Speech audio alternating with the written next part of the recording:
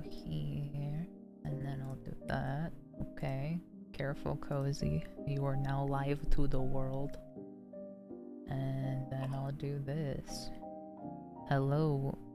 Hello, people of the universe. Oh no, it's saying poor connection on my YouTube. Hopefully it's lying to me. Well, we'll see how it goes, but anyway, hello chat. How is everybody? This is kind of out of the blue stream, but I wanted to do it anyway. And yeah, so Cozy, say hi, hello, hello. Hello, hi. Yeah, so I have my bestie in the left-hand corner over there. Just chilling. Kind of the plan for this stream is really I was already spending copious amounts of hours working on figuring out Foundry VTT, which is a virtual tabletop platform for Dungeons and Dragons. And what it's meant to do is basically let you play a tabletop role-playing game like Dungeons and Dragons online with your friends and have cool visuals for it, and like combat, it's like you see, is very video gamey with the hot bar and stuff at the bottom here. It's really cool. It's really cool.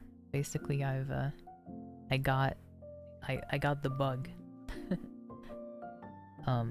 been having the bug. Well, yeah, I've been having the bug for years now, but I bought Foundry and I'm trying to figure it out, and I do want to make a future video where I make a campaign, and you know, this can be like good B-roll for it and stuff. So yeah. If I put this here as well, okay, yeah, all right, yeah, we good.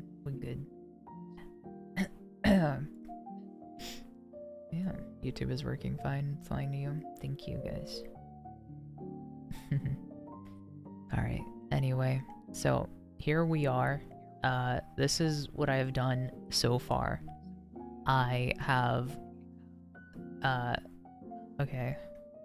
You know, I'm like afraid of doxing myself. Hello, приветик. Huh? Would you dox yourself? I didn't dox myself. I'm afraid of doxing myself. No, I'm saying how would you? Well, one way I would do that is by going to game settings, then clicking on invitation links, and then it'll show my IP address. Oh. Yeah. Don't do that, maybe? I got my finger on the trigger. It's on the pulse. Anyway, so yeah, Foundry recently had a sale, so it was like $40 instead of its normal 60 or 50 or something like that. And also a campaign series. Let's see that. Yeah, maybe. I'm gonna start with like a one shot or two though, or like a triple shot or something. And then that's gonna be like a video where Looney tries to become a dungeon master, and then that could be like a fun video where I go into the process of learning everything, and like, you know, those breakdown vlog type videos of like people trying new things or learning new skills. That's what I want to do. And so I was already like offline while I was working on all of this. I was working on like I was already streaming offline on my alt account. I'm like unlisted, so you guys aren't gonna be able to find it. But I was like streaming for B-roll, so that I can have like footage for like, you know, and I could do like a time lapse of figuring out the software and doing everything. But yeah. You do, but turning on black screen on OBS, you don't dox show. I know. You're right, and I do have all of that set up too, so I can like, if I want to, I can just go here. Oh, wait, let me do that, and then I can do, then I can do BAM, and then we've got a black screen, so we are all good. We're all good. I'm not really, like, that's why I'm streaming, and I'm not afraid to not stream. But yeah. Funny, I just watched a VOD today in which you said you wanted to try and make a D&D campaign for like 3 months. What the? I did that? When did I do that? That sounds like a lie. I don't remember saying that. I It's probably not a lie. did. But It's yeah. a few Also, times, actually. this PNG tuber cat guy that I have in the bottom right of my screen, I drew him myself. So, yes, we could have Cute. claps and Hello. yeah, I did it myself. Thankfully, the amazing Jesse taught me how to do digital art, and then I drew this. So it's pretty cool. And the voice troll, I think. Okay. I love the cat images. I didn't draw the one on the left. That one, we just got because we wanted a cool PNG tuber for Cozy. When he appeared in like some of my my first Little Nightmares co-op campaign thing. My little transparent cup. Yeah. The little cup is transparent, so that, like, for example, if like this is where the cup is, it's like the cup is a fun color. So yeah, it is what it is. It would be me. It was during your new debut, I think. Oh. Transparent. But yeah. Anyway, and so what this is? Why am I streaming publicly? Well, it's because it is quite late. It's like 10:30 p.m. and I was going to like keep working on this for hours anyway, because I get hyper fixated on things. And so I figured, well, why? Well, I didn't figure, but it was suggested to me to, if I'm already recording B-roll for it, why not just stream publicly, because I haven't streamed in a while.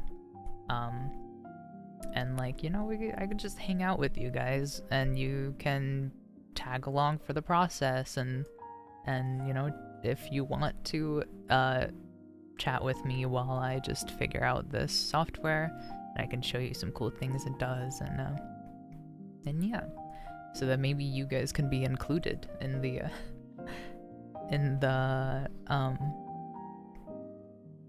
if I include the B-roll footage and like the making of whatever video in the future. But yeah.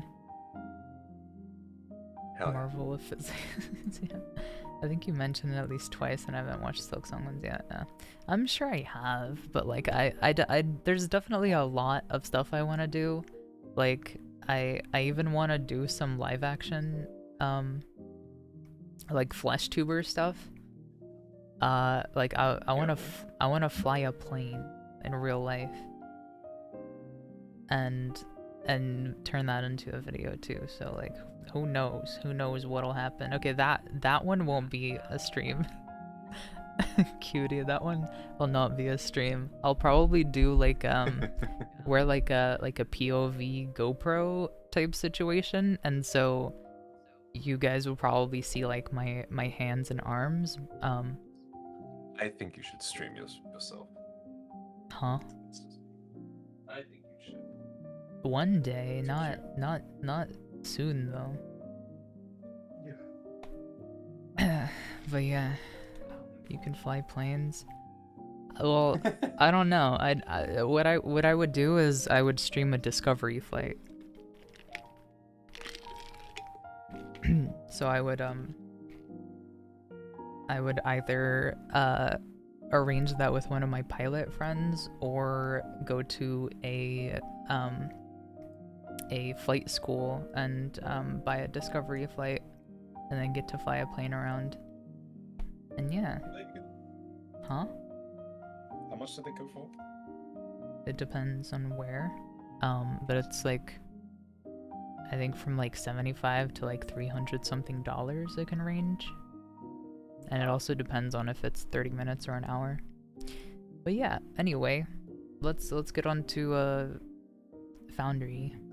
And yeah, you guys can chill and relax and enjoy the music and watch me work on stuff, and I'll, read chat and comment as well. Huh? Oh my god. I said I'm gonna be building keyboards in the meantime.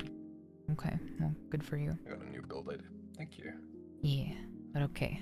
Let me show off what I've learned so far. So let me fade to black for a second.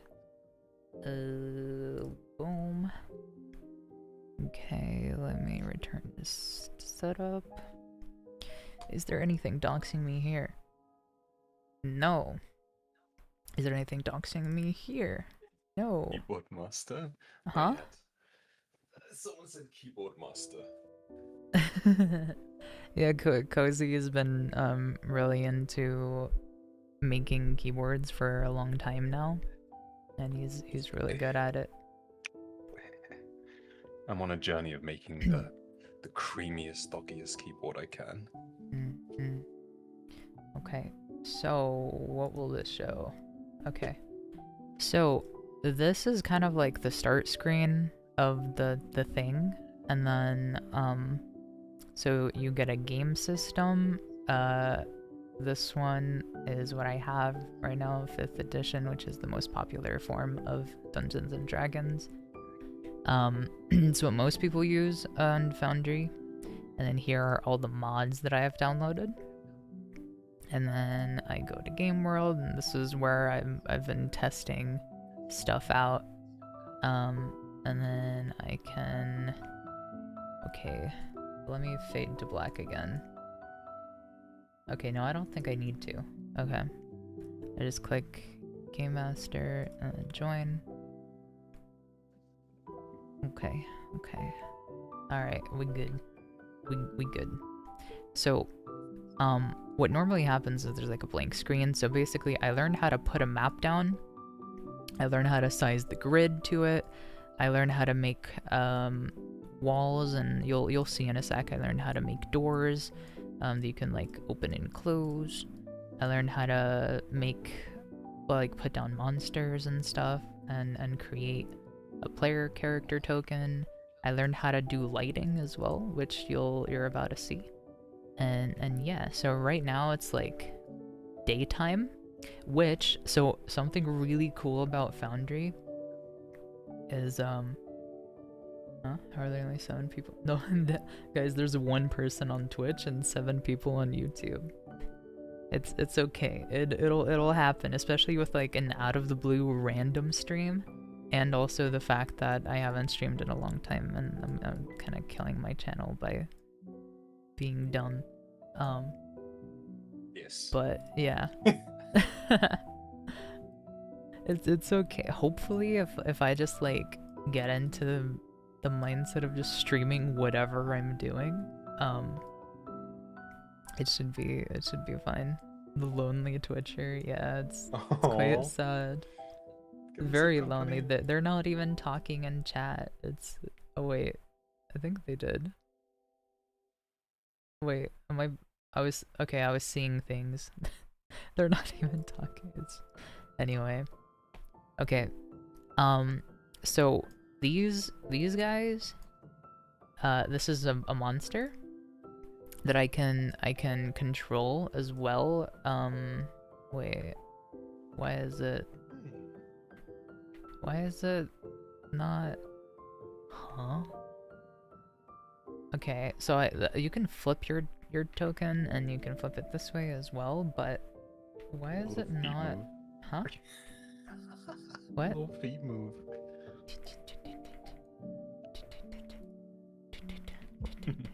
Dab. Okay, so it's working on that one for some reason. Oh, that's why it wasn't working. Okay. Look, I can like move him around, and I'm using WASD, so it's very video gamey. And again, how I'm open the door, run around, and like, and it's cool. Blah, blah. Yeah. And like I can flip this, and it's really cool, honestly. And this is my player token. So why are all of these darkened? Well, it's because this is a player character and I gave it vision. These guys don't have vision. I didn't add vision for them. But this guy actually does have vision. Huh? What's vision? What are you asking? I don't know what it is. You keep saying vision, vision. Like, what is it? Are you looking at my stream? Yeah. Okay. Anyway, this guy can see what he can see. Like when I click on him, like when I'm not clicked on him, I see what just the game master see. And then when I click on him, I can see what like the player would see, who has this token as their assigned token. Okay, I get you. Yeah. And so like walls, for example, I put all the walls down so that you can't see through the walls. And it's pretty cool because you can like go and walk around, and then the places that you already have discovered, they kind of turn into this cool fog with a mod that I got. And then you can see how this monster, when the token can see here, can see the monsters appearing, which is pretty cool. And then can go like this door can be closed, and then open the door, and then you can see, and it's really cool, I think. And now the coolest part of all is that this is like day mode. But what's really cool about Foundry is that you can turn any map into night mode, and like any map, it can be a map like that's a daytime map, and you could just like you could do this, and then you could do this, and then it'll start slowly transitioning to nighttime, which is super cool.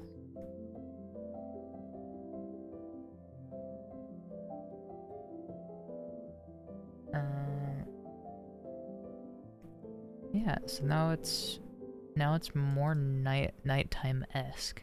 You see how the lights actually do something, and we can go here,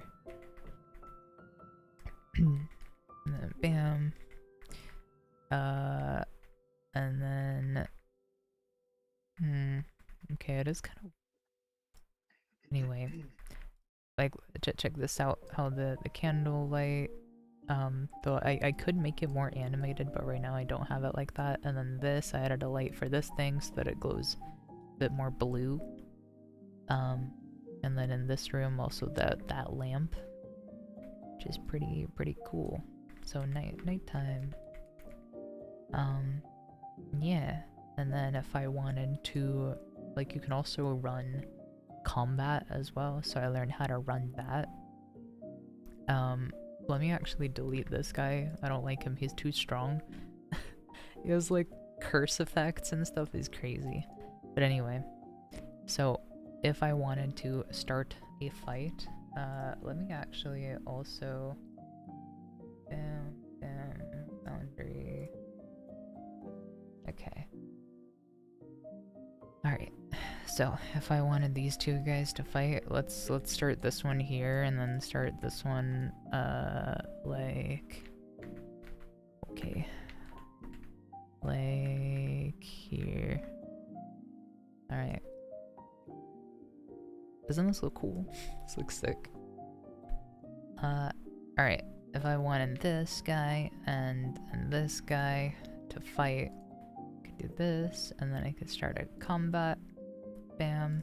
So now you can see how up here, there's the combat carousel, and then I can have them roll for initiative, which is basically how fast their reaction time is. Yeah, and then here's also all the stuff of like what everything happens. Anyway, so this guy got a 23, and then this Spectre guy got an 18. 23 is higher than 18, so the person who rolled 23 goes first. Yeah. And then if I wanted to, I can also like click on the character to pan to them. I can click this thing to have them ping. I can I guess hide them from initiative or something, or I can like kill them off. It's pretty interesting. But anyway, I can begin the encounter, and a cool sound effect plays. And yeah, so now this guy goes, and I can see here he's got 35 HP, 16 AC, which means whenever you do an attack roll, it has to reach 16 or higher to actually know if you hit or not. And he's got 35 feet of movement. Also, check out this sick inventory thing where you can have the character. If you want to do an insight check, if you want to do a dexterity saving throw, you can see the armor class. You can go to inventory, you can see all the items and stuff. Really fun. And you can see all the effects. It's cool. It's cool. I wonder, so intuitive motion will make it so a 1d4 gets added to a like athletics or acrobatics check. So oh, it already does it. Whoa. Interesting. Arcana, so it's just a d20, and then athletics. It already adds it. That's really cool. I like that. Anyway, so we've got 35 feet of movement, so we can go 1, 5, 10, 15, 20, 25, and if I hover over, you can see like how far it's been, or how far the movement has been, which is pretty cool. So you can go here, and then I can hit the steady aim, which is as a bonus action, you give yourself advantage on your next attack roll on the current turn. You can use this feature only if you haven't moved during this turn. Oh, you can only use it if you haven't moved during the turn at all. Oh, and after you use your speed. Okay, I didn't know that. I thought it just made your movement 0. That makes a lot more sense. Okay, I'm actually impressed. I thought the platform was just going to be like a basic image maker, but all the systems are so cool. Yeah, it is really cool. Like the combat is very video gamey. It's just a turn-based combat. Okay, so I guess I won't use steady aim because it doesn't really work here. So all I'm gonna do is I don't have advantage against this guy right now, so I'm not gonna, like, I have no way of applying sneak attack at the moment. I could have if I like chose to hide behind some cover a little bit first, and then I could have had sneak attack, but right now I don't. It is what it is, so I'm just gonna try to shoot this guy with my pistol. So all I have to do is be selected on this guy, just press T, and then pistol, and then I can roll a normal pistol attack roll. A 17 plus 4, which is my my modifier stuff. So I got 21. This guy's armor class is 12, and so that 21 is well above 12. So we are good. So now I can roll my damage. It's normal. 11. Nice. So okay, why is it trying to apply here? Okay, there we go. Apply. I think it has some kind of resistances or something, so it ends up only being 5 damage, which is interesting. That it like calculates all of that as well. and now that it's been damaged, if I want to, I can do this so that the health bar is displayed, which is cool. For my bonus action, I can't really do much. Actually, I can dash. Yeah, I'm gonna dash as my bonus action. And I'm gonna move another 35 feet so that it can't attack me right now. 5, 10, 15, 20, 25, 30, 35. Alright, so that is my turn. And now it's this guy's turn. So, it has 30 feet of movement.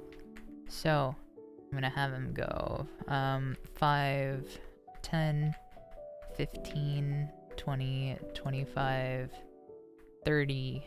So now he has no ranged abilities, and I can check that by looking at his character sheet.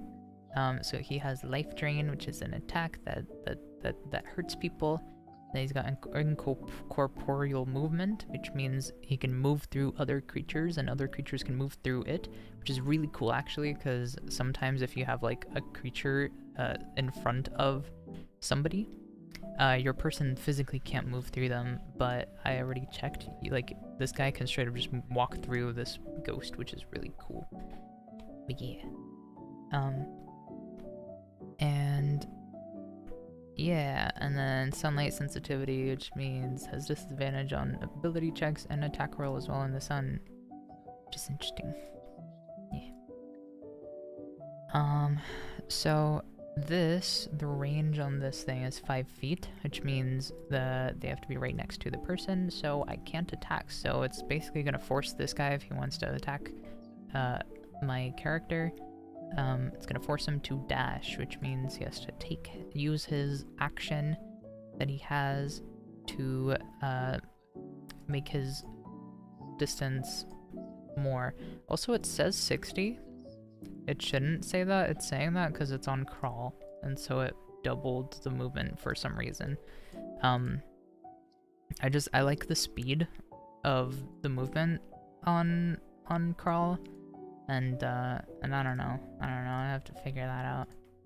Wait, do I have him hidden? I had him hidden for some reason. Oh, he looks really cool now. But yeah. So 5, 10, 15, 20, 25, and that's gonna be his turn. Okay, for this turn, I'm gonna have you... so he can't use his pistol. Well, he can, but I think it'll be at disadvantage because it's way too close. So if I were to steady aim, it would just be like a normal pistol shot instead of advantage. Chill touch isn't really useful here because chill touch's whole thing is that it makes the creature not be able to heal. This guy doesn't have any healing abilities. So what I'm gonna do is I am going to... I guess I'll just attack him with my rapier. Bam. Rapier. Normal. I got a 6. Oh, that still hits because his AC is 12, and I have a +4 and a +2 to my modifiers to my attack, which is pretty darn cool. Let me roll my damage, which is a D8, and then it's gonna be +4 for my stuff. Let me apply that. Nice. And then for my bonus action, what should I do? You know, I guess I'll just stay here, and I'll just, Oh, wait, you know what I could do? Okay. I could waste another one of its turns if I use Misty Step, which actually takes a bonus action. And with the teleport, you can... Oh, whatever. No! That's because I tried this ability earlier, and so it actually keeps track of how many uses you have of your spells. So... bam, I got it back. Okay. Misty Step. Alright, and so with Misty Step you can teleport 30 feet, which is pretty cool. So I'm gonna have him teleport there, and it's... Why did it do that? Whatever. I'm just gonna have you teleport this way, and I think it's because it's supposed to be where you see. Is how... Yeah, okay, yeah. Yeah, whatever. Okay, hold on.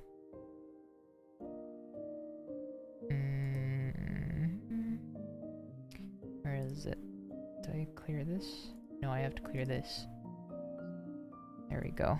And then go here. Go here. And then go... give him my Misty stuff back. That. And then Misty stuff. Cast the spell. And then, yep, that's 30 feet of movement. And it only works to where you can see. So teleporting there, I guess, doesn't really work. That's good to know, actually. But, you know, and it keeps you from doing that with the walls, which is pretty cool. Bam. So now I still actually have my, I teleported for 30, but I still have 30 feet of movement, just base 5, 10, oh, I'm teleporting, 15, 20, 25, 30, 35 I actually have, because I have 35 feet of default movement, which is pretty cool. And that's gonna be my turn. Okay, so now it's this. 5, 10, 15, 20, 25, 30. 5, 10, 15, 20, 25. And then he can't do anything else. So for this time, I'm going to...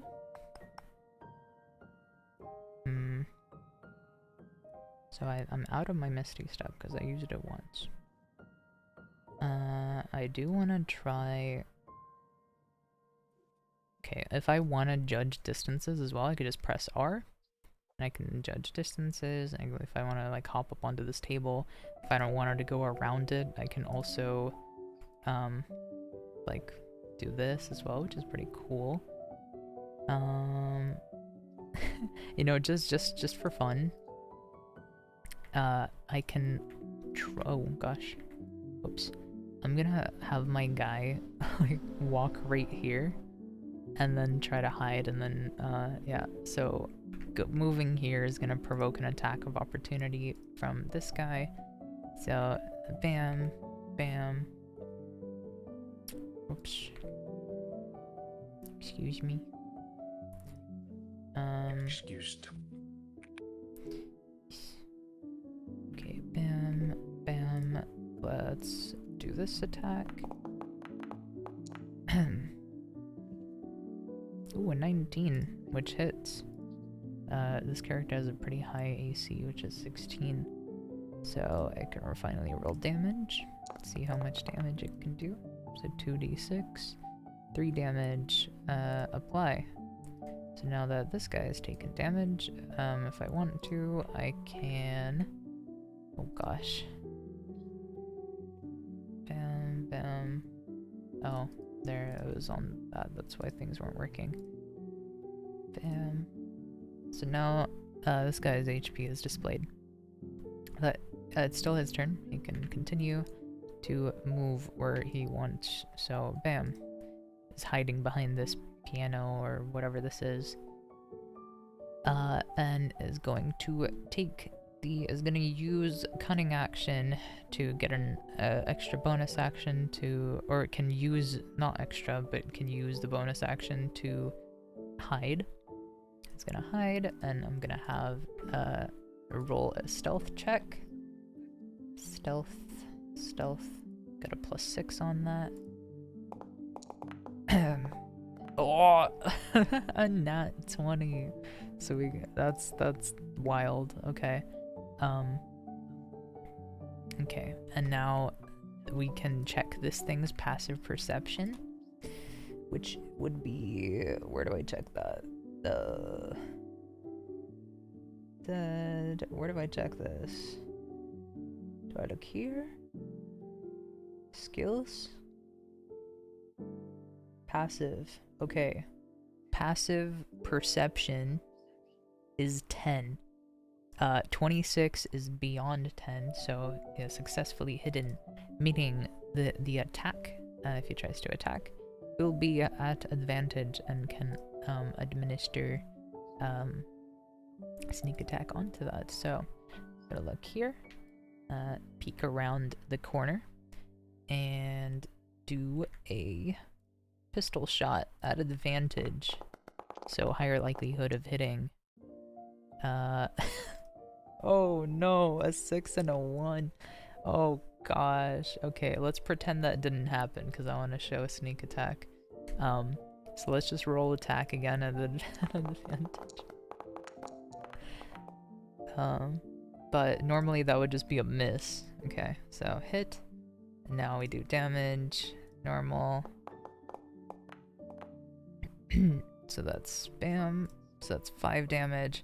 And now apply sneak attack, which you can do once per turn. Normal sneak attack, that's 2d6s. Okay, and then with the... Okay, got a 9, but with the resistances, I guess it's ends up being a 4. Bam, bro is really hurt. And technically, he's bloody now, so with the... as soon as he got bloody, with the particular subclass that this rogue has, you can use the bloody feature to teleport behind the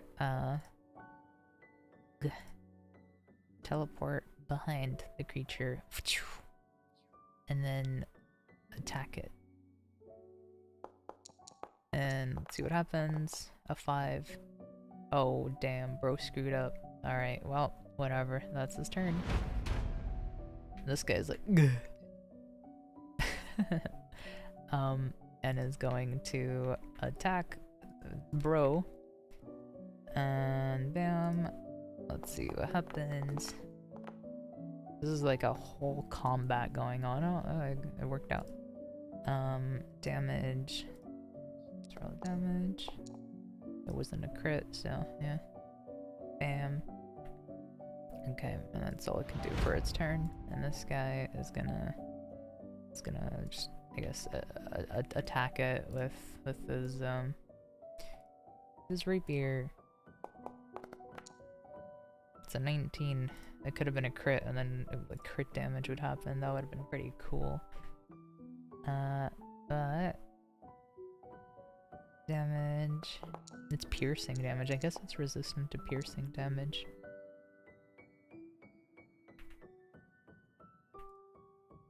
There we go. Oh, I think he's dead. Yep, he's dead. So I can go bam. And then oh wait. Anyway. Yeah, and that is combat complete. Wow. That's beautiful. This creature has died. And now I can end this combat encounter, and then he can heal up and drink a potion or something, I don't know. Heal up, and then combat's over. Wow, why is this great? Oh yeah, let's loot the body. What goods can we get? Yeah, it's pretty cool. Okay, let's not teleport around. But yeah, so that's kind of where I'm at right now, where I can, you know, I figured out some lighting stuff, doors, how to make a map, and yeah, and also how to be able to run some combat, and also how to be able to run monsters as well, which is pretty darn easy actually. Especially with how, like, you get these along with your Foundry VTT purchase thing, you get like this stuff for free, which is pretty cool. And so you can have like equipment. So if I wanted to, oh wait, if I wanted to give something to him, like maybe he's lacking a backpack, right? Backpack, bam. Now he has a backpack, and it's like a whole container as well. And so I can like, if he needed some torches, torch, bam. Now he's got a torch, and I can equip the backpack, edit the backpack. Okay. Okay. Can I do this? Into the backpack? Excuse me, backpack. How do I put stuff in you? Pause. Also, let me get different music. Bam. Where is it? Finish run. It's too complicated at 5 a.m. Hmm? Same. Too complicated if I just, you know, it is what it is. This is my regular 5 a.m. hyper focus state. This is what happens. Okay, so I can put a torch in here. Wait, but can I just drag it from here though? There's gotta be a way, right? I remember there being a way.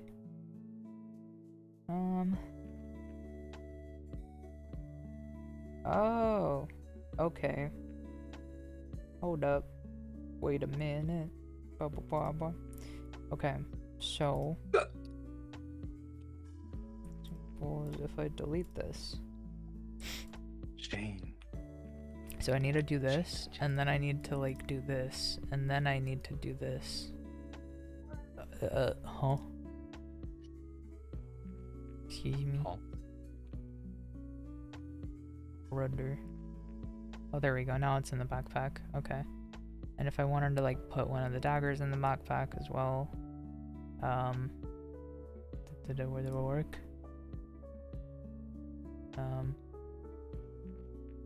Okay, yeah, now we have like a weapon in the backpack too. Hell yeah. Okay, yeah.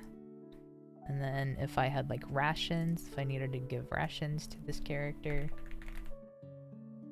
bam, put them in the backpack as well. I can say I got 5 rations, and you can see the weight is also contributed and like the currency of everything. So like a dagger is normally priced 2 gold. A backpack is normally priced something. I don't know why it's not showing. Anyway, yeah.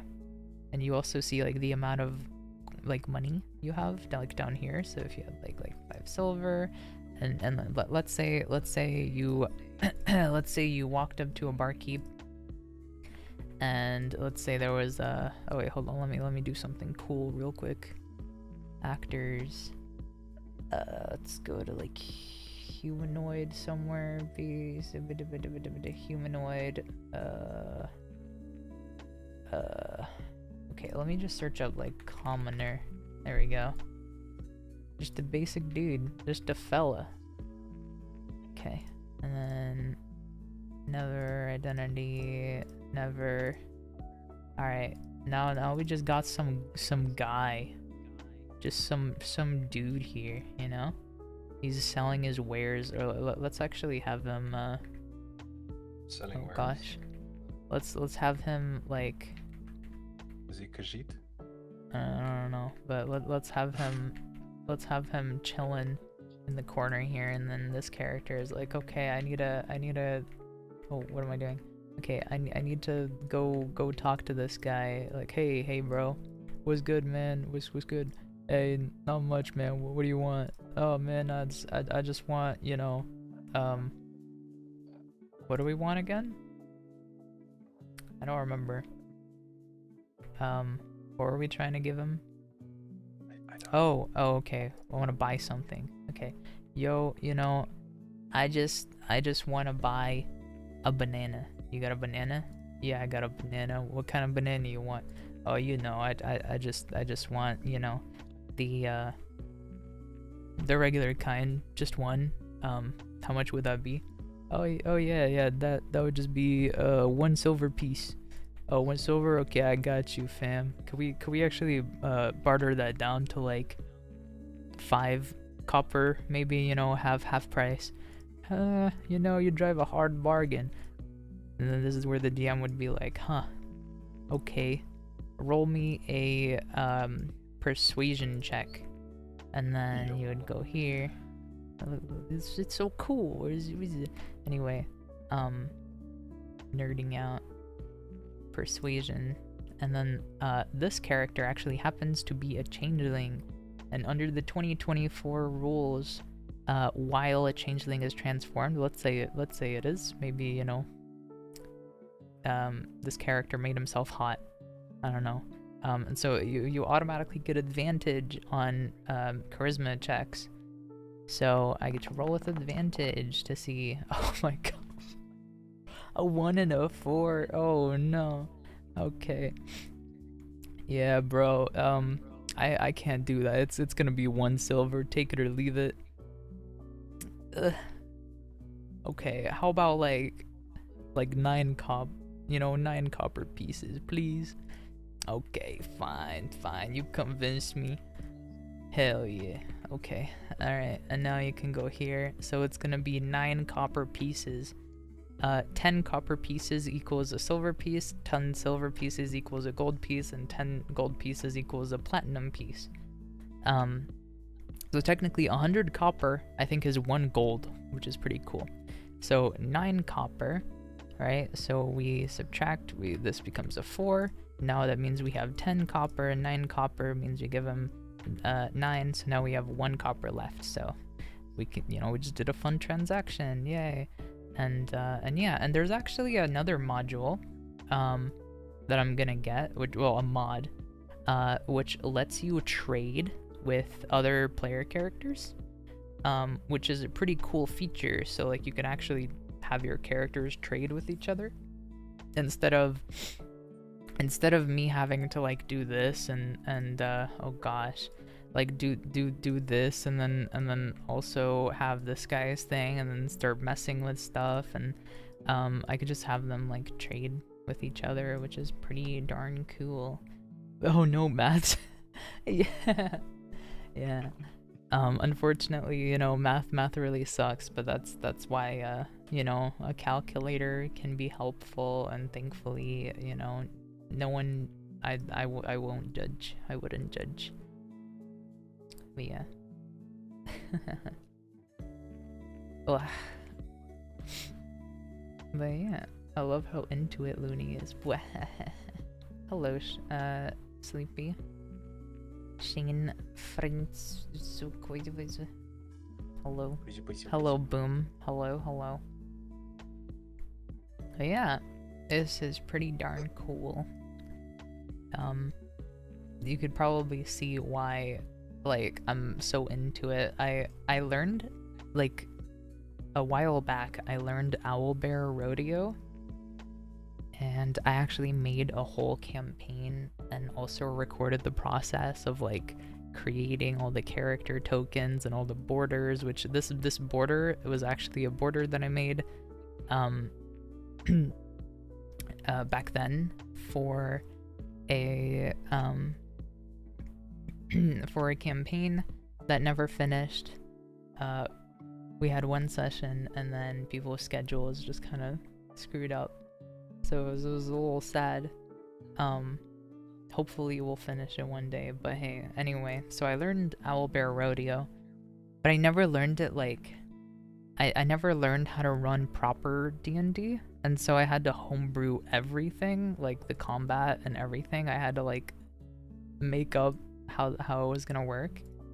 And it was interesting. It has a lot of cool features, but like I really like how gamified this is though, and how it's like WASD and then you just press F to flip and and it looks down at his shoe, looks up, it's really cool. I'm a big fan, and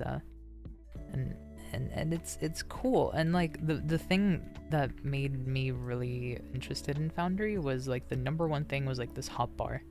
which gamifies it so much. Like, if you want to use this, you know, you just, like, let's go kill this commoner, you know, bam. Alright, bud, I'm sorry. I want my money back. Okay, this is, this is, you know, one of those games where you pay, and then you're just gonna, you know,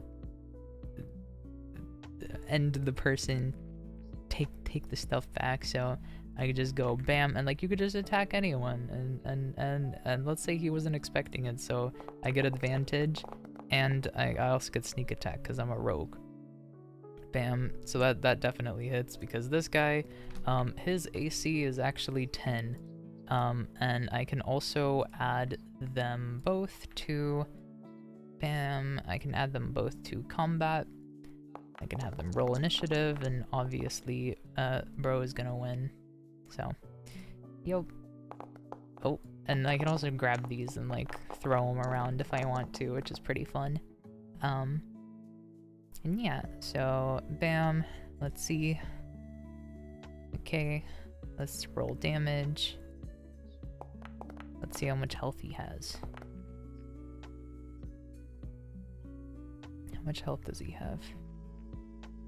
Oh no, 12, damn. I crit. Ah. Ah. Well, okay, alright, now now DM, can I go through this guy's pockets and get my stuff back? Yeah, I guess you can, you monster. Alright, so how much was that? I got let's say he got on him, he had the 9 copper that you paid him, which 9 copper is like nothing, by the way. So you get this back, which you can also turn into this and turn into that, and then let's say he had like 5 gold pieces on him too, so you made quite a bit of a profit. Now you have 31 gold pieces, 5 silver, and yeah, hell yeah. So now, oh wait, I never even began the encounter, but whatever. Yeah. The only thing I don't like is like this effect. This is supposed to be the bloody condition, so this appears when their health is below 0. But for some reason, it's like, you know, the color is a bit I can also convert this over to this. Bam. So now it's oh, whoa. Wrong thing. There we go. Effect, bloody. Let me just turn that off. Keep him dead though. Alright. I mean, ugh. Turn this off too. Well, so this rogue has broken into this guy's house, bought a banana from him, got upset because he didn't get the price he wanted, and killed the guy in his own house. He also fought off a ghost, so he's a bit of a ghostbuster. So yeah, all in a day's work. What can I say? You know, it's been a pleasure. I guess I'll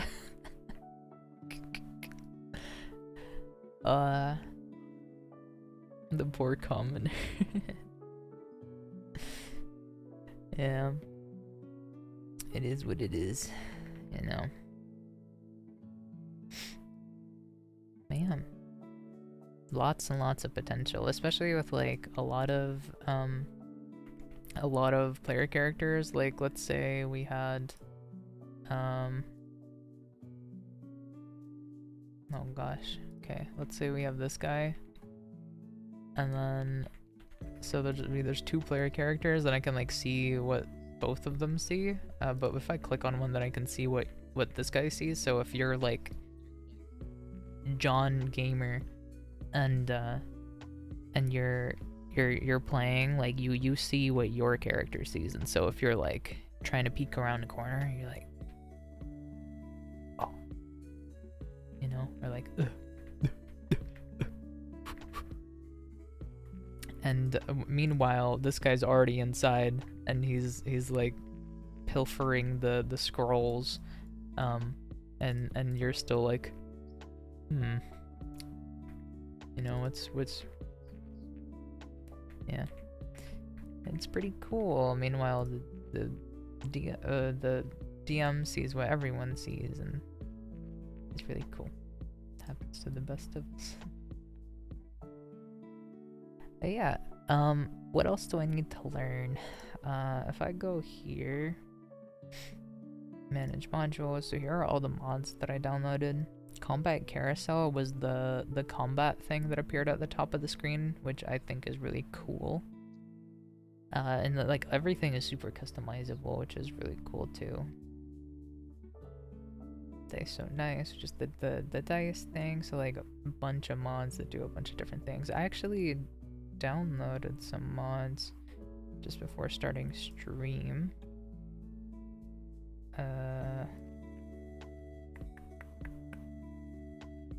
So I'm just gonna turn them on. Oh, and Torch. I need to learn Torch. I need to learn how that works. So let me save this. It's just gonna do a quick reload.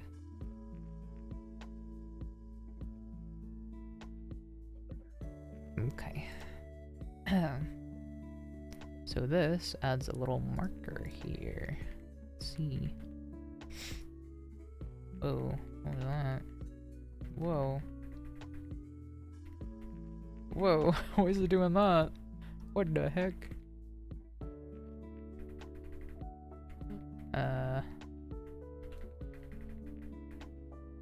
is it following him? What the? Oh! Wait, that's cool! Oh! So if you have like this, and you move, it like automatically... Oh! That's cool. Whoa. Whoa. Whoa. Whoa. That's kind of cool. Okay, I didn't even know it was a thing. That might be a mod, probably. Yeah, it's cool how I can like make them invisible, but like, anyway, so what is this? What does this do? I know it. Okay. So it toggles the vision. Oh, so you can be like in darkness. You can look around. So this area is already ambiently lit. So you can see like, huh.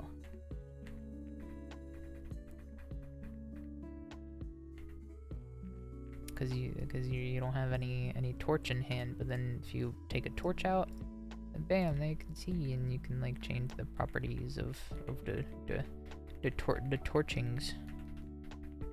I think. Yeah, it's the same one. Okay, I actually really like that, and there's just a button for it now. You can turn it on and off. Ah. That's cool. That's cool.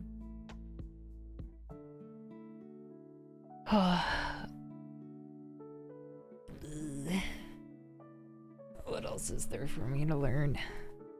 I've been watching some like tutorial videos that go over a bunch of stuff. One really helpful one is this one.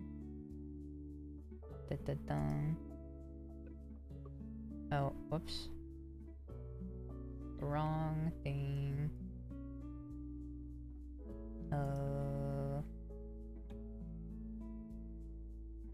Okay, this one. But this video by this person. This is okay. Yeah, this person. Cantrips Media. So let's get you ready to run your first Foundry session. Foundry VTT tutorial. Really good stuff in here. It's 2 years ago like video, so some things are a little outdated, but like for the most part it's really cool. So I've just kind of been watching stuff like that. How goes your keyboard making, Cozy? Doing okay, thank you. Okay. I'm just trying to figure out which switch I want to use. well, I need to find what I need to like focus on working on next. I want to do like one more thing and then kind of call it.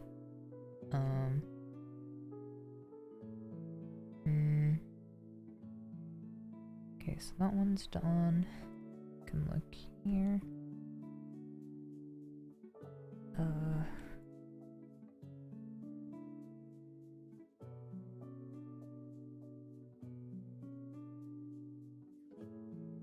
Yeah.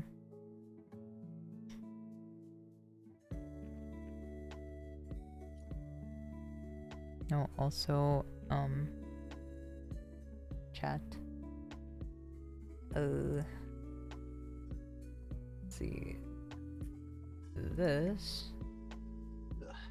I don't know if you guys know about World of IO and like Brett Ultimus, but they do some really good D&D stuff that I've really enjoyed and have gotten a lot of inspiration from. They use like Foundry VTT as well. They do some really cool stuff. Like you see, they have their the people lined up over here, and they have the chat in the corner, and then you just, after what just happened, you know, they just play the game, and it's really cool. Well enough, actually. all right. Now, It's a Bubs, little encumbered. you're gonna stay in the back from now on, all right?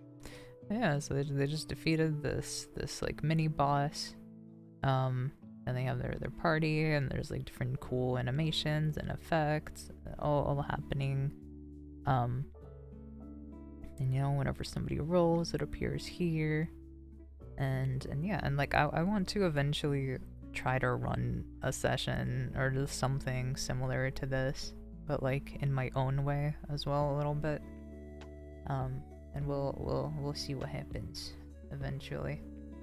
But yeah.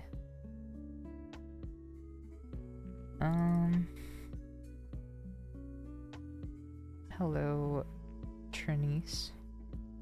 What's up? I only know the one guy that did stuff in Paint. Who did stuff in Paint?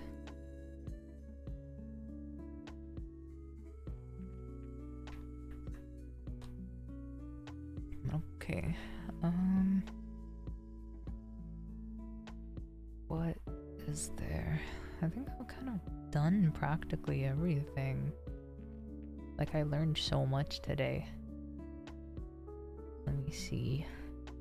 Ooh, I can make a landing page. I haven't done that yet.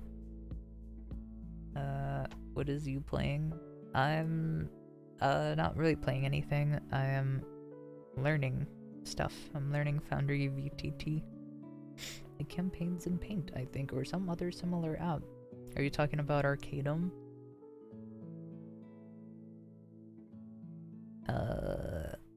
Okay, let me fade to black real quick, because I want to do something.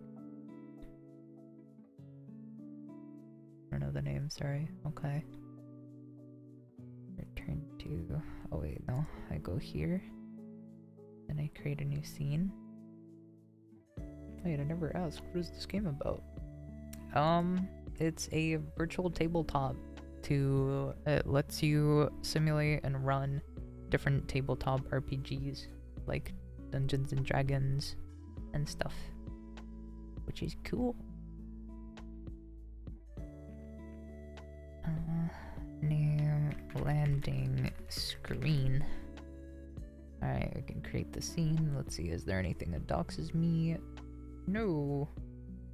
I don't think so. I love your videos, thank you. Bam. So I went to the scenes page, which is basically just the different scenes, and and I'm making a thing. Background. Okay, hold on. Let me fade to black real quick. Bam. Oh, it goes here. Okay, okay. Okay. Alright. Cool. So it goes here, because I'm doing the background image now, which is basically just what the map is gonna be. So let me go to assets and then upload a file. I'm going to find the thing that I downloaded earlier. Where'd I put it? Assets? Oh, there it is. Bam! Okay, loading landing page. Where'd I put it? Where is it? Homepage. I think it's this one. I hope. Okay. Okay. Landing screen. Can I, like, view scene? Haha! What is toggle navigation? I don't know what that means. Anyway, okay. So now we're here. This is pretty cool. There's a quest log. There's some kind of map. Wow, you can really zoom in. So I just downloaded this from Google Images. Just found something. It looks pretty cool. This knife looks like a feather. This is AI? I have no idea. But I think, yeah, I think this is some person on Reddit's landing page. It's basically just like a home screen for their games, which is pretty cool. Or for one of their games.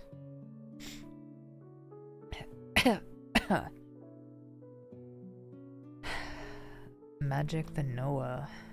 I might know what you're talking about, but not like, I don't know. My brain is not braining. If I activate, okay, I have no clue what I'm doing. Anyway, let's make the background black. There we go. Look at now, it's all cinematic. Let's make this the initial view position. Oh wait, maybe not. Maybe we make this the initial view position. Scenes, configure, initial view menu. So now, when we go here, this is the initial viewing thing that happens. And yeah. Hello, John. Hi. Holy, I'm late. Yeah, my stream's about to end soon. Cool. So now we have a landing page, which is pretty darn awesome. And then we also have a journal if we want to do stuff, or I guess I can configure this and rename it to like commoner's house. The commoner that the player character viciously, ruthlessly murdered. Let's give them a name too, actually.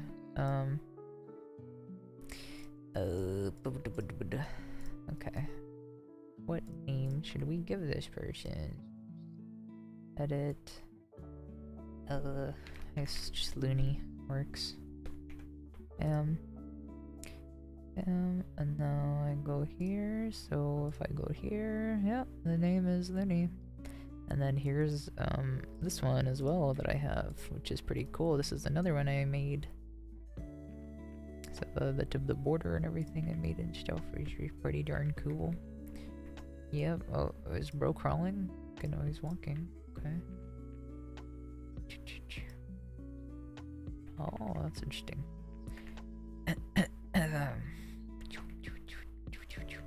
Oh, you can spin easily like this, or I guess you can do that, but huh?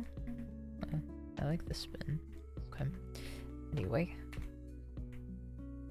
I gotta go to bed, but I wanna watch you because you're my favorite YouTuber. Aww. Well, good night. Go to bed. I'm about to go to bed too, so no harm. Yeah, I appreciate you hanging out and chilling here. It's been nice. Also, I'd like to thank you for the nice stuff you said under the post I did earlier. Oh yeah, of course. You did good, kid. You did good. Rested bananas comment. Oh no. That's pretty funny. Okay. I actually want to show you, because, okay, if you look, bro's got nothing. He's got no health. He's got 10 AC. He's got no stats. No nothing. No nothing. Nothing in the inventory other than the rapier that I added. So I'm just gonna delete this. And I am going to show you. We're actually gonna make a little character. Who's gonna be like level 3 or something, or maybe I'll make a level 1 character. Yeah, how about that? And then that'll be the last thing I do before I go to bed. Okay, bam, bam. So I'm gonna go to what's it called? D&D Beyond.com. Okay, and then play D&D, and then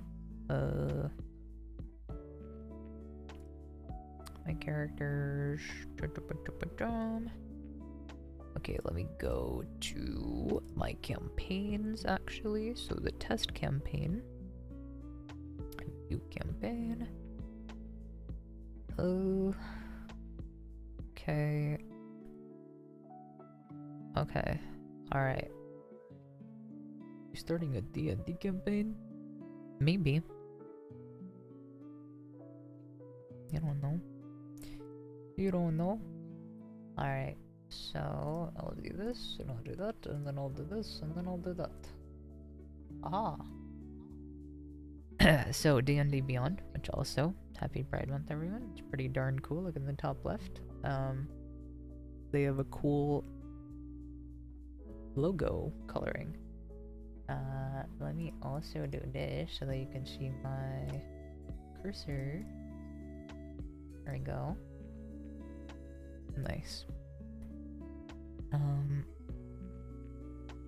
So don't look at this. Don't look at this, you guys.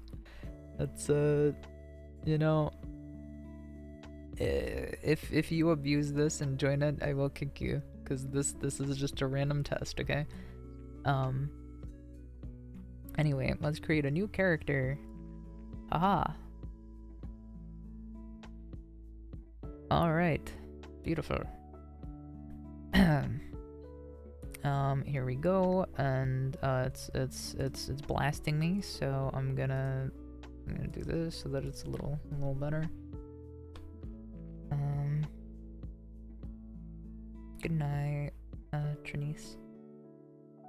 Alright, so we can name it Virelius. I think that's how you spell it. Doesn't really matter. Can also give it a image.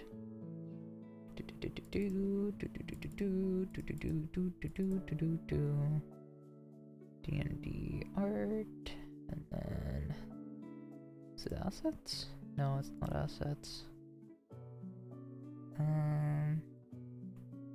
Nope, it's not that either. Where am I looking? Okay, character art. There we go. And this, and then an editor, and then I do this. Okay. Alright, sure. Set the portrait. It's a little wonky, but whatever. Alright, homebrew, let's just turn that off. 5.5e. Let's do. Yeah, sure.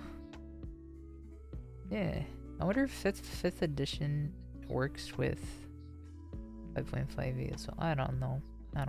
But I'll do this for now. So that there's no mismatch. 5e is basically the stuff is like the 2014 rules, I think. And then 5.5e is the 2024 stuff that got updated. Alright. Partners. That's a lot of stuff, Batman. I'm just not gonna turn it on. Why don't we just turn everything off?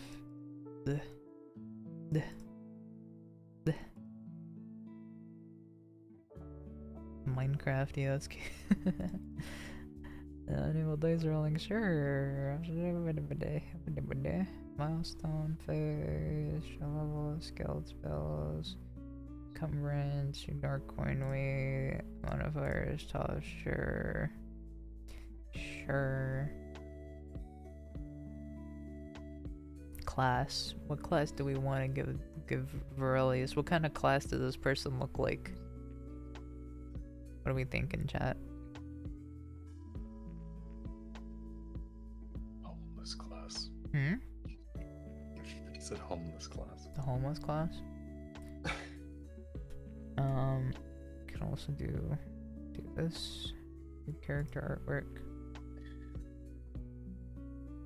What are we thinking, chat? You scroll through the classes, see what we have. Oh yeah, you can choose. We have Barbarian. We have Bard. Cleric. Druid. Fighter. Monk. Paladin. Ranger. Rogue. Sorcerer.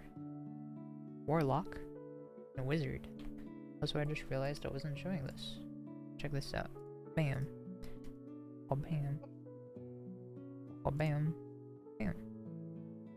So I can actually do this like mid-game and like show character art to people like mid-game. So like this guy, if he had like cool art, I could also like I could click this and then click this and then show players and then they would see this on their screen. Which is pretty cool. Pretty cool. Obviously appropriate. Alright, Cozy. What are you thinking? People in chat are saying Kayarugo, which I don't even know what that means. Druid and Barbarian. Now, originally, chat, this person was supposed to be like a vampire, so. Supposed to be. Is he no longer a vampire? I mean, you can do whatever you want with them. Fighter works. Rogue really works.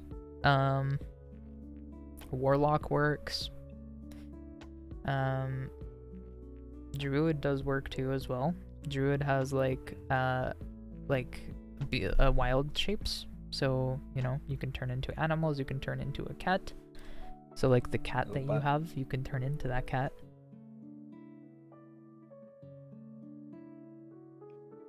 I think. I've never played a druid in actual like. I mean, surely it works the same as. We could try it. Right? Okay. Alright. So druids call on the forces of nature, harnessing magic to heal, transform into animals, and wield elemental destruction. The primary ability trait or ability is wisdom. Hit points as a D8, which this stuff I don't really understand quite yet. I'll have to learn more about it, like how the hit point die work. Saves, it has intelligence and wisdom saves. So I'm assuming the number one stats to go for is probably wisdom number 1, and then constitution, and then intelligence, and then other stuff. I think. Because wisdom is going to be the primary stat, probably for all like the abilities. And then constitution is for health.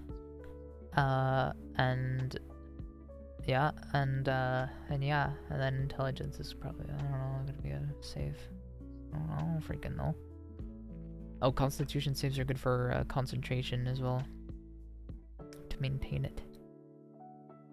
Which you should know. You played Baldur's Gate 3. Okay, so let's add the class. Alright. As a level 1 character, which we can change the level here. Gain all the traits in Core Druid table. Gain the Druid's level 1 features, which are listed on the Druid's feature table. Okay. Skill proficiencies. Choose 2. Animal handling, arcana, insight, medicine, nature, perception, religion, yabidi. Okay, over there. You got simple weapons. You got something. You got light armor and shields. Oh, this is really good. Yeah, shields. Shields are really good. So your AC is gonna be. Shields are gonna help you. Starting equipment. This is actually really good stuff for you to know for Druid and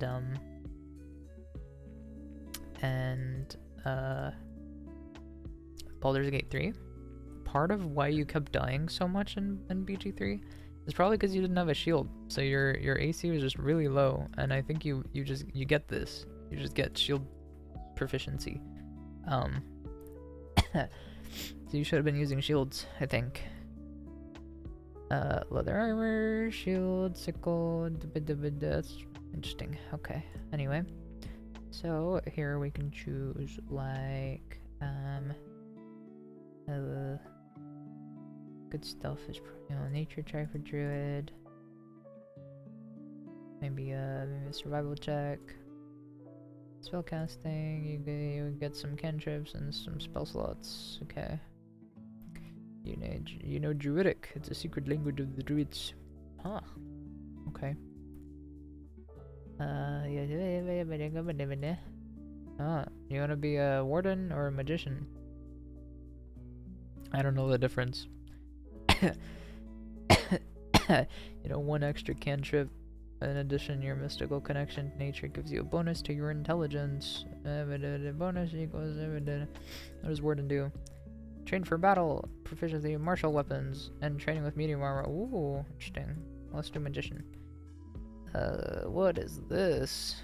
What the hell? Oh, these are spells. Ooh. Oh. Guidance. This is extra cantrip, right? Okay. Alright. Well, level 1 you don't get a whole lot. What does level 2 give you? Wild shape. Ooh, you got wild shape. The power of nature allows you to assume the form of an animal. As a bonus action, you shapeshift into a beast form that you have learned this feature. You see known forms below. You stay to that form a number of hours equal to half your druid level. Or until you use wild shape again. Oh. You can also leave the form as early as easily. You can use it twice. You regain 1 expended use when you finish a short rest. Well, that's really cool. You regain all expended uses when you finish. Honestly, Druid is kind of sick. Wild shapes are really cool. You can additionally use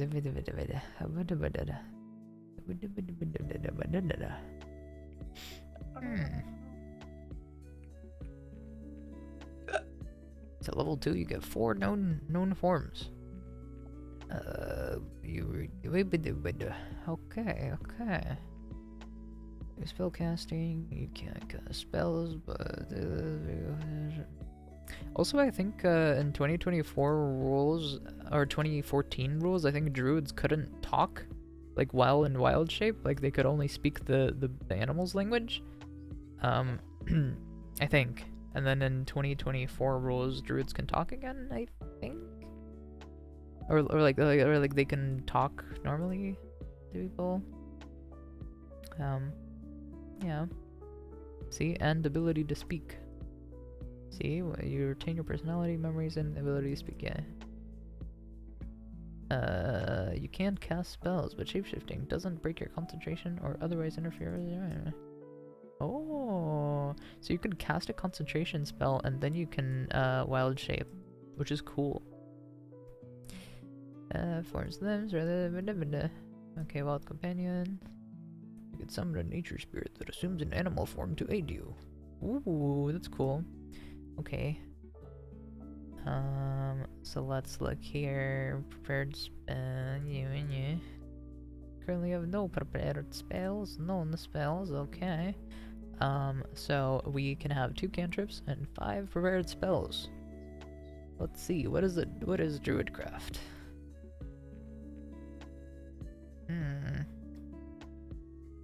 Whatever. We already have guidance, I think, right? I think so. abilities? Wait, no, it wouldn't be there. Hold on.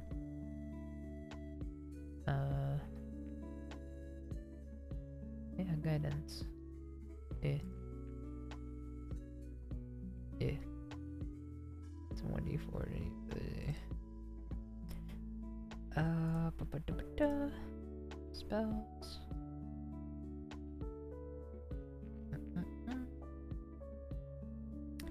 So, cantrips. Let's look at all the cantrips for now. So, here are all the cantrips. Resistance. What's this? Okay.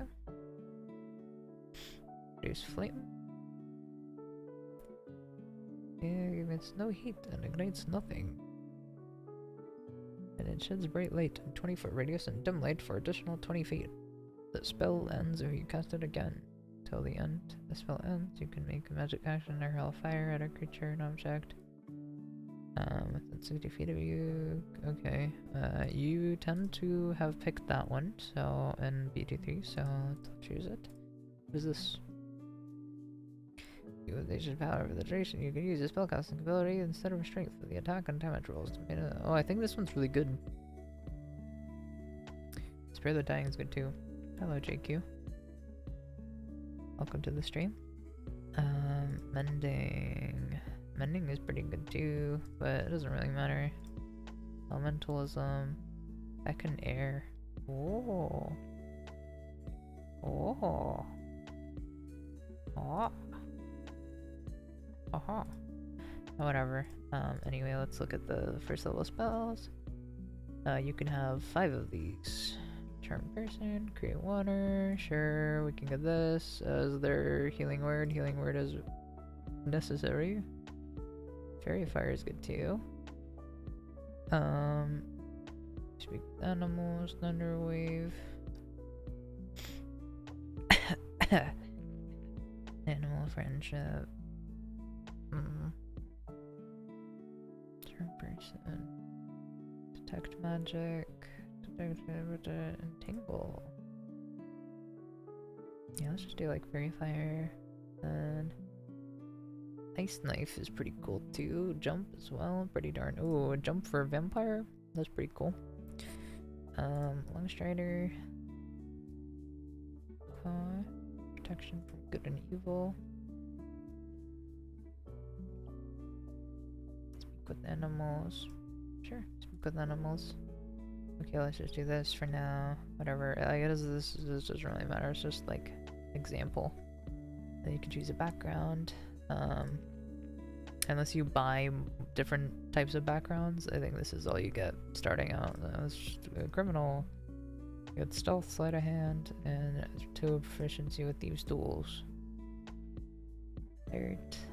You get that. Da-ba-da. Yeah, and this can be chosen later. We can do like I don't know. What's the important one? It was wisdom.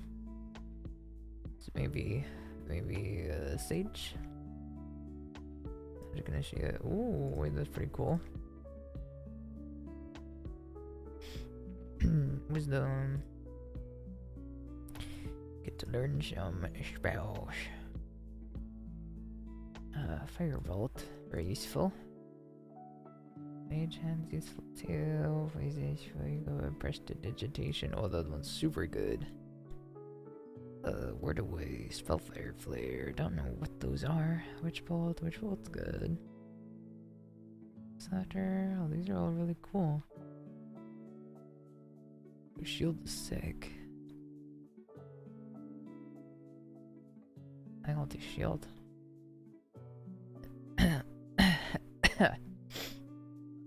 Bam. +2 to wisdom. +1 to constitution.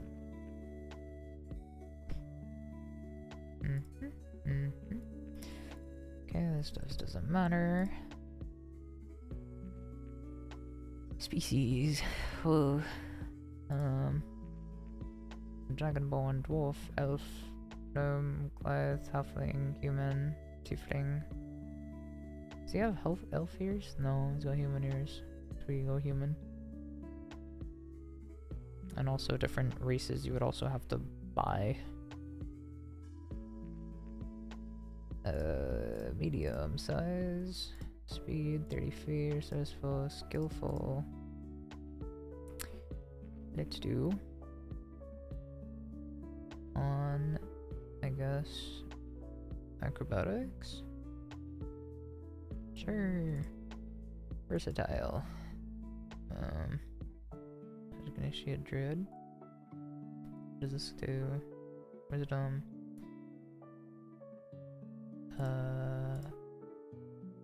And then you can get a bunch of more cool spells. I think this one's pretty darn cool. Spirit of Dying.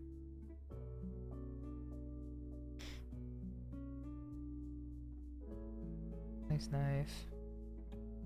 Learn languages.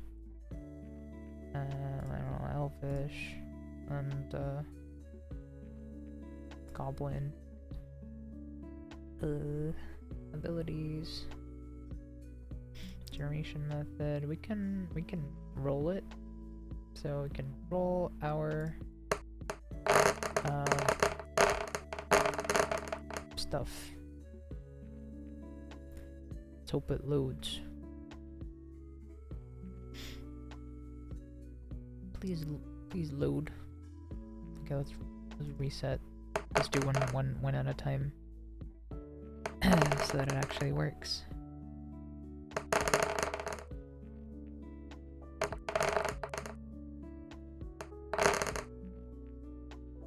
Oh, these are bad. Oh, these stats are horrible.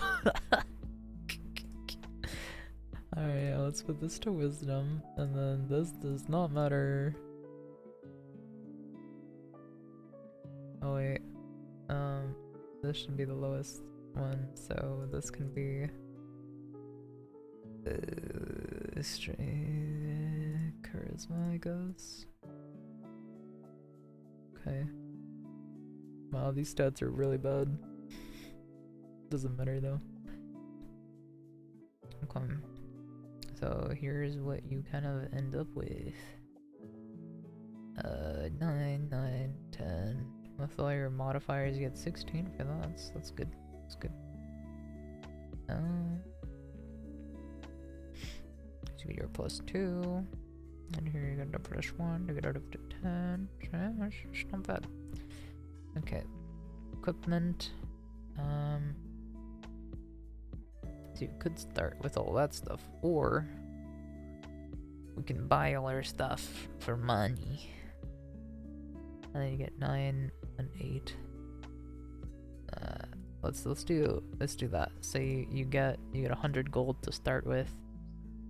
Then you can buy your items. Okay, so armor. So you have a proficiency with light armor. So we can look at all these light armors. Padded armor is 11. Leather is 11. What is padded armor versus leather armor? I want to know. Well, let me fade to black, chat. D&D padded armor. Oh.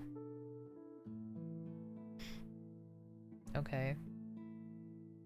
What about Baldur's Gate? Oh. It's not bad. Look at this chat. Padded armor. It's kind of cool. Fade to black.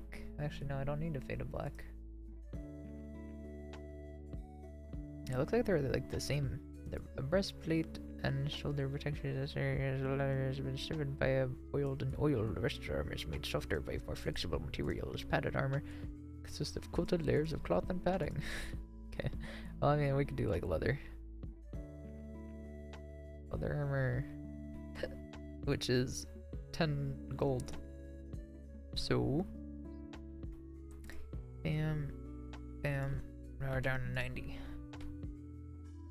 Okay, you need a weapon. Weapon. Common. Common weapon. Weapon.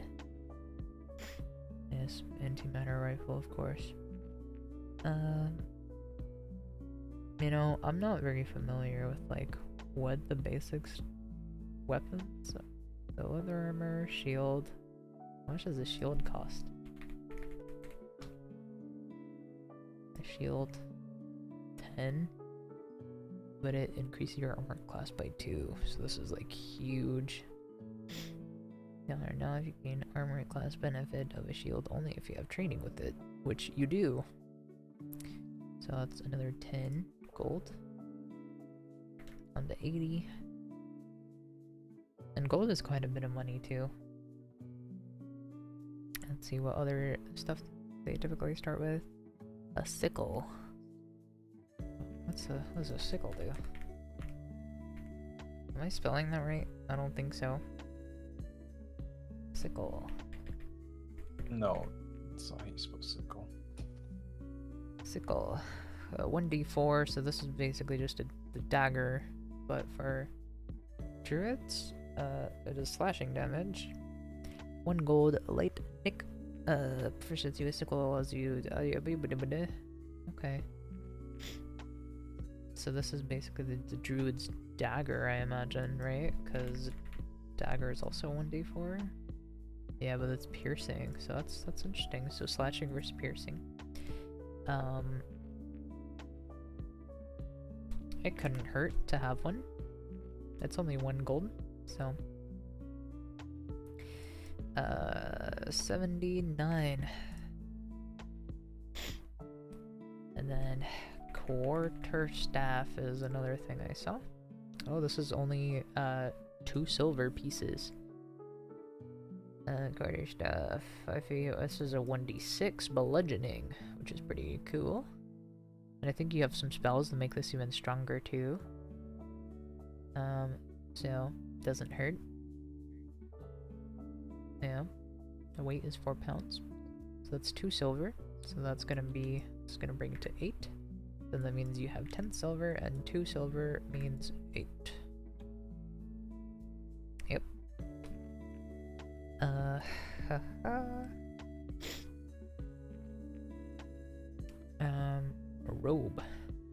Robe. Oh gosh. Robe, what is this? Ceremonial certificates or eventual occasions with only people wearing a robe bearing certain colors or symbols. Ah, okay, well. Traveler's clothes. I think this is... So that's 2 gold. That's 1 gold. A robe is cheaper. You know what? We're getting you a... Nah. Traveler's clothes.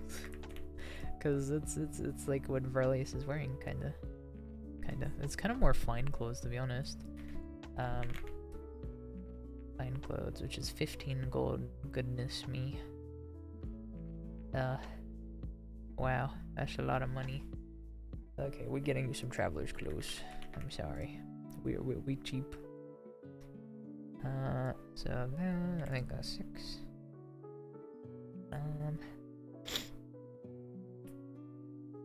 What is Druidic Focus Quarterstaff? Druidic... Oh, what am I doing? Okay. Druidic Focus.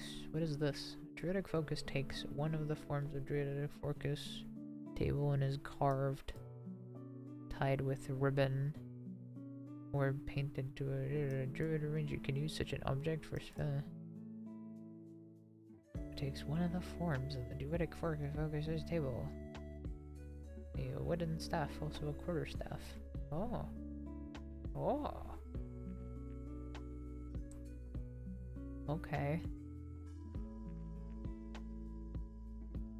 Okay. Interesting. I get is 5 gold. There's also a quarterstaff. Okay. I guess we'll get you this. Which is gonna be 5 gold. And then up here, this guy can go away. And we can get our 2 silver back. which is gonna give us a gold. Okay. Druidic focus, and can I select? Huh, whatever. Yeah. You're gonna want a backpack. Backpack. Backpack. It's 2.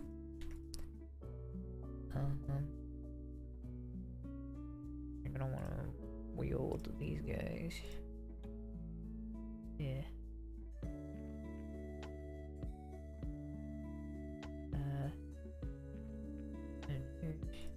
Okay. Oh.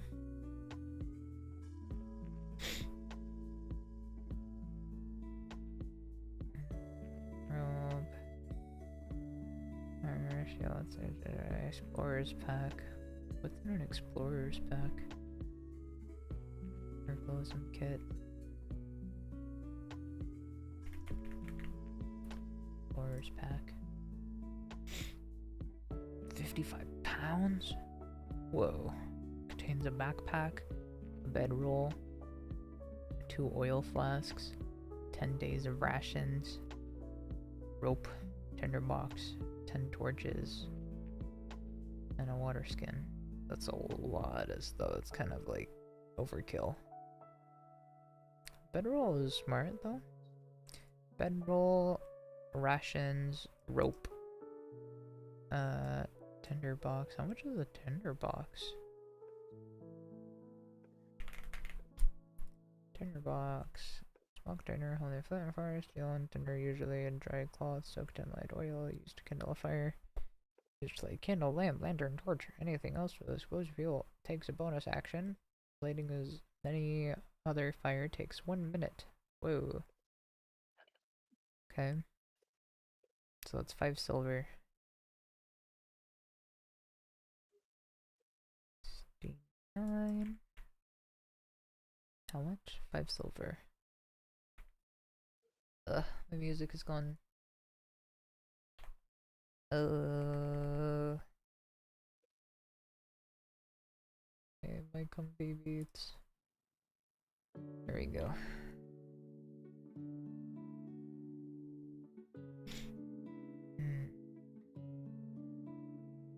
Torches or rations are important too.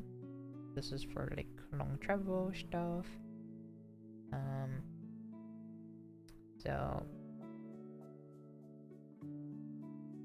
So 1 is 5 silver. So let's say we get 5.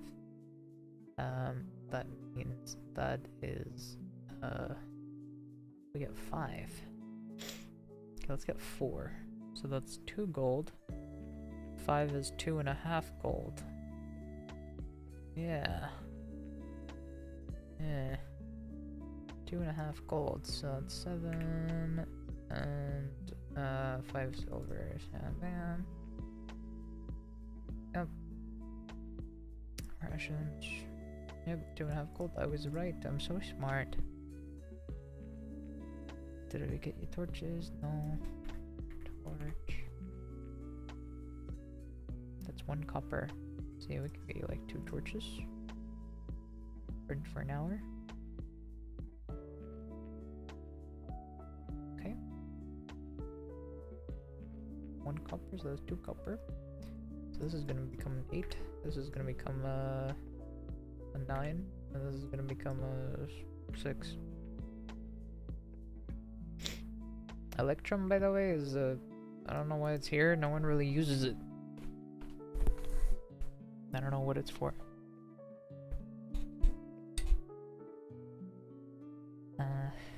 Torches. I think we got you the torches. Yes, we did get you the torches. Water skin, so you can have water. Holy water. Holy. Okay. A water skin can get you like just 1 is fine. Which is 2 silver. 2 silver pieces. what else is? Oh, rope. Rope is important too. I can get like 100 feet of rope, so that's 2 gold. Not 2.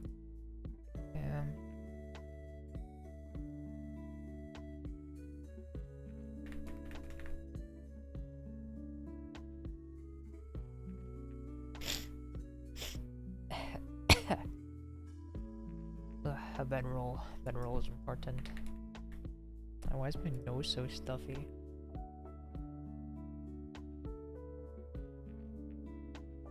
Ay. Let me eat a little bit of beef jerky.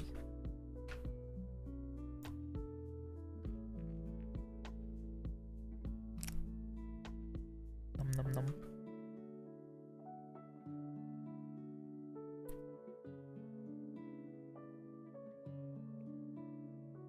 A bedroll sleeps on one small or medium creature. I think his wording is a bit funny.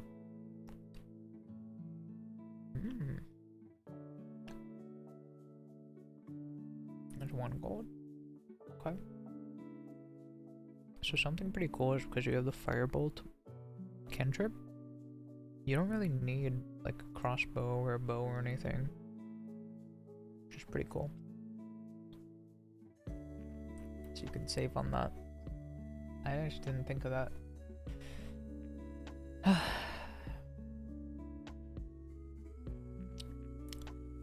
There's 1 gold.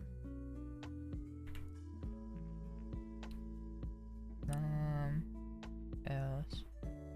Herbalism kit. What's in an herbalism kit?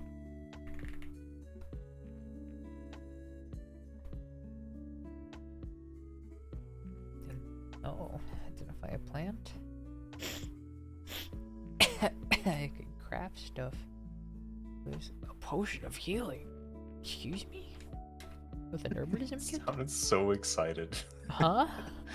Potion of healing. Oh yeah, those things are expensive, man. They're like 25 gold. Oh my. That's crazy. Yeah, 1 potion is like 25 gold. Wow. Oh.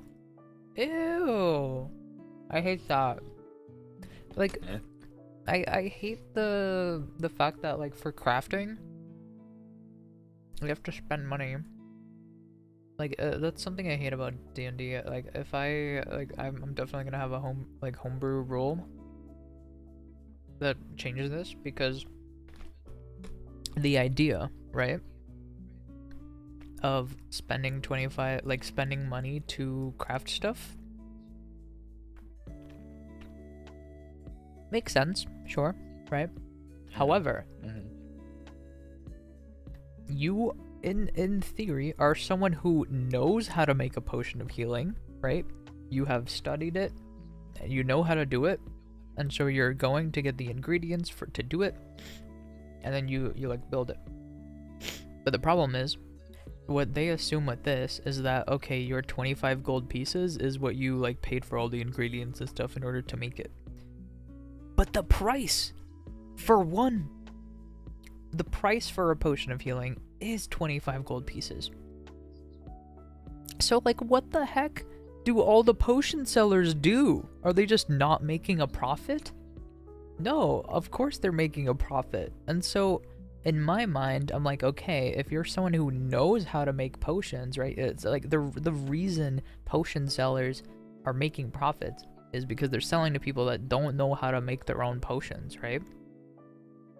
But if you're like a druid who like knows how to make this stuff, right? You could start a little potion potion of healing selling business. So like instead of 25, it could be like, you know, it could be like 20 or like 15 gold pieces to like get all the ingredients and stuff. Like or like 20 to buy all the ingredients. Like it's like the same thing as like, you know, a restaurant. Restaurants buy groceries, you know? Like family-owned businesses, like they buy groceries, some of them, and then they turn a profit by like turning that into a meal, And so this is basically like the same thing, and it's like, you know what I mean? You know what I'm saying? Kinda. Cozy's like, I never listen to you. I don't listen to your words. Damn. I just check out. Mentally, I'm just gone. I'm just happy to be here. See, Schneex, if that's even your real name. I don't know how to pronounce that. They know what I'm talking about. They know what I'm all about. Anyway. Course of 8-hour work. Yeah. Anyway. I'll get you one of these. Oh gosh.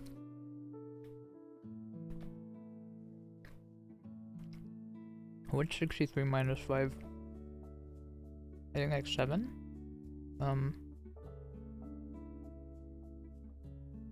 58.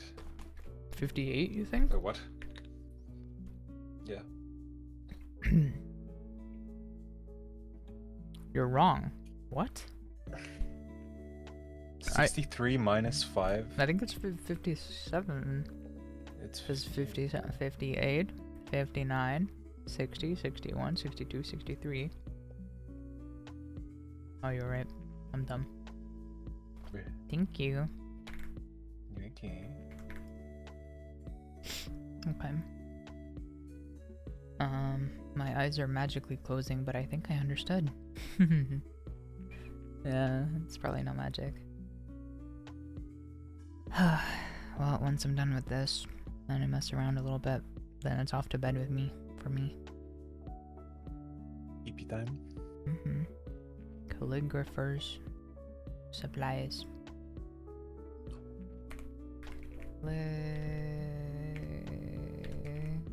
Calligraphers. Supplies. Valid. Yes. Dexterity. Write text with impressive flourishes that guard against forgery. Okay, I don't care.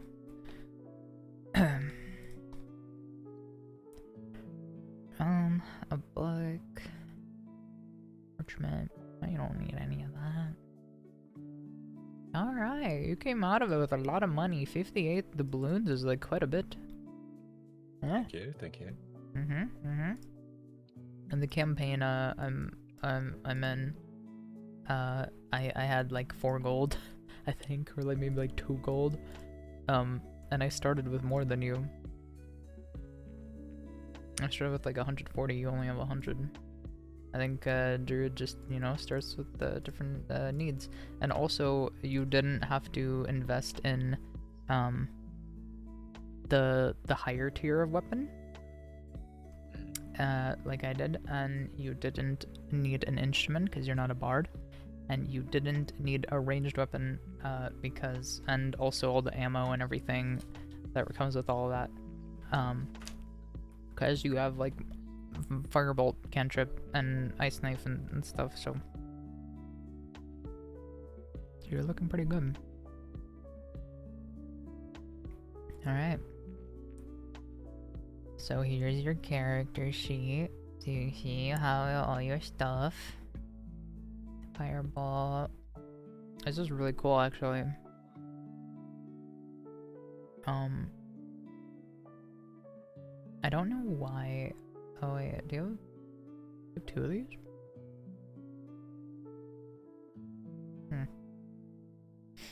Why do you have 2 of these? Hold on.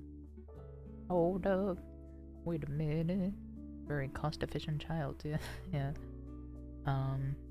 Spells. Okay. Ritual spells. Whoa. Oh, Druid has ritual spells. That's pretty darn cool. What are these? Do you have guidance? That's a good question. Do you have guidance? Suppose? You do, huh? Magic Initiate Jade. Oh, I see. I did give it to you twice. Whoops. My bad.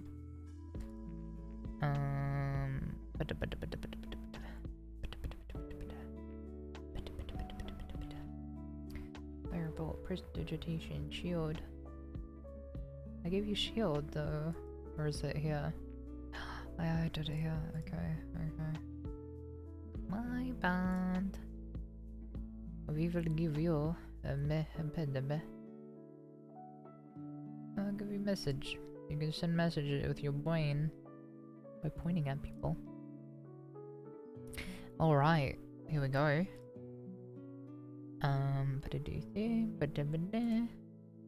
Damn. At level 2? Sheesh. Drew's got a lot. You know that? Drew's got quite a bit. No kidding. But, how do you know what you can, like, turn into and stuff? Let's say, power of nature, number uses, known forms, you know, from the beast stat blocks that you have a minimum challenge rating of 1/4. A lack of life speed. Whenever you finish a long race, you can replace one of your own forms with another eligible form. When you reach certain druid levels, your number of known forms Okay, when choosing a known form, look to Monster Manual or elsewhere for eligible beasts. Okay, what is this?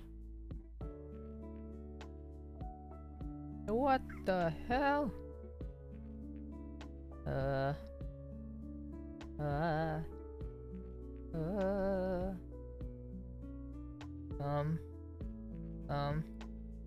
Cat. Whoa, that's a camel. Okay, cat. Tiny beast. Blind. Dark vision. AC, yeah. So they have like whole stat blocks and stuff. That's kind of cool. Number. The cat's jump distance is determined using its dexterity rather than its strength. Scratch. Constriction stake. Oh no. Cat. So, how do I, like, get this into... Looney, did you play Rocket League since the anti-cheat update? I've meant to ask in the last streams, but forgot. I have. And I'm sad that they took my, they took my Bacchus mod away. It's really upsetting, but, you know, it is what it is.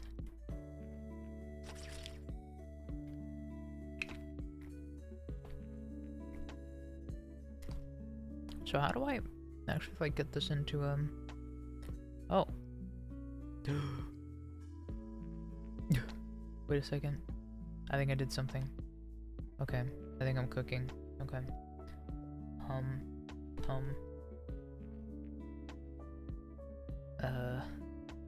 Duplicate this. And then go back here. Aha! Okay, so now I go here, I copy this, and then I go here, and I do it here. Yep. And then I click on this, and I do this. I do that. Import companion.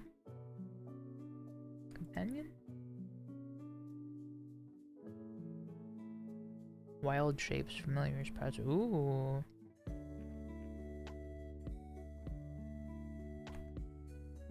Okay, so they're extras. Okay. Is this right? Will this work? Companion. How do I... Excuse me? How do I do that? Oh, you import the character first. Okay, well, let me just import you then. Alright, I'm importing. error. Excuse me. What are you talking? What? Excuse me.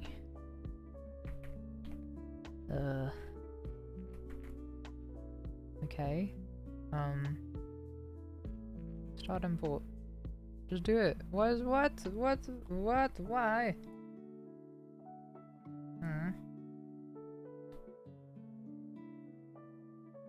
Okay. What if I like... Okay, well, let's create a new actor. Okay, nice. And then let's try it again.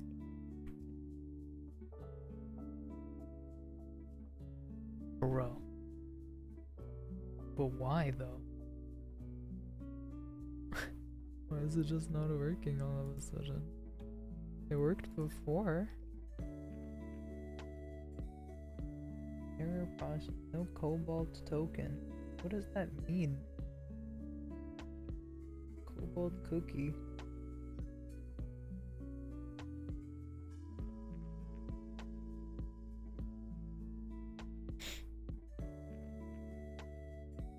Sadness.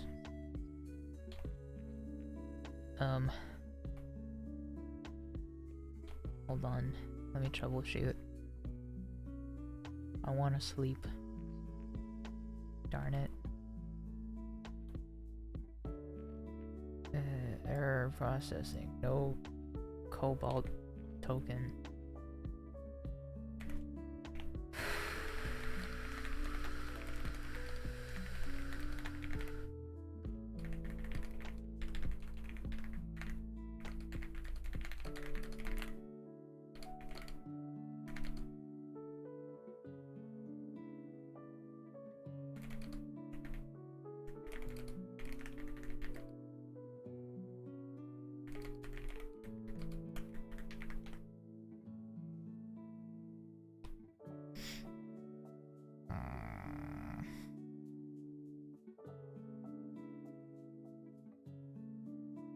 Oh, I think I know what happened. I think I know the problem, chat. I think so. I think I know. Let's see.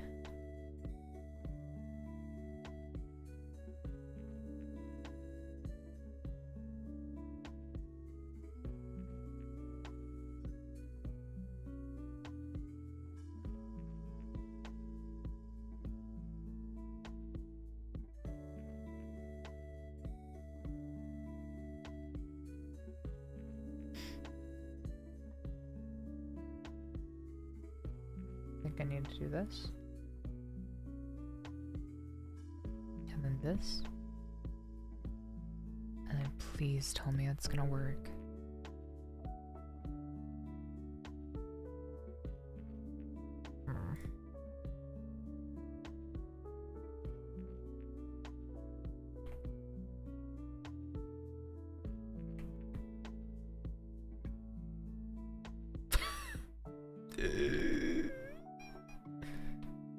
But why?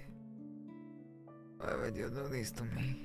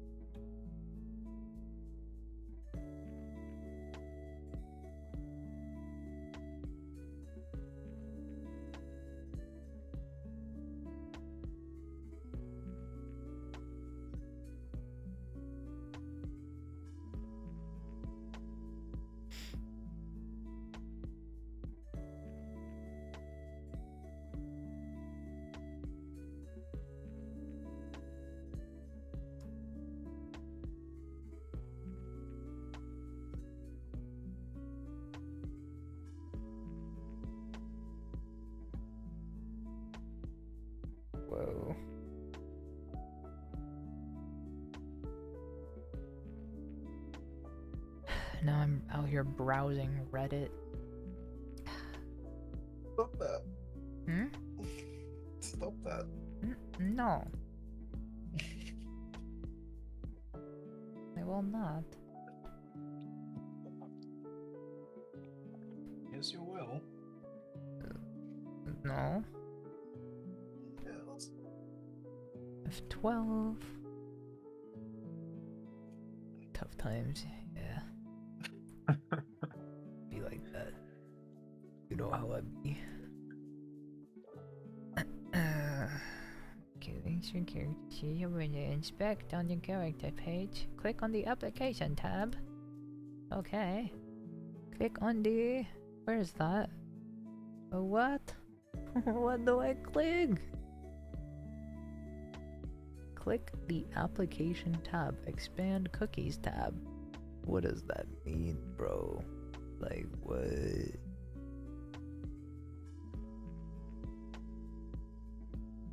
Application. What? Bro.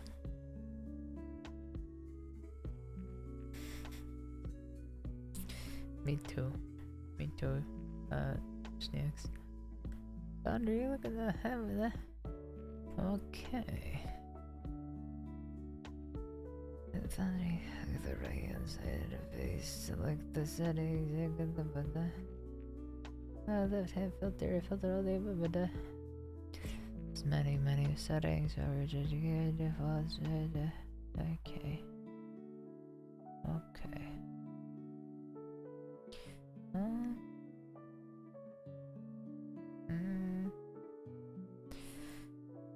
Its default set to things it needs. Doesn't need to go to the top of the report either. Things number of buttons to open some setting subsections. Click the core settings button. Okay. Alright.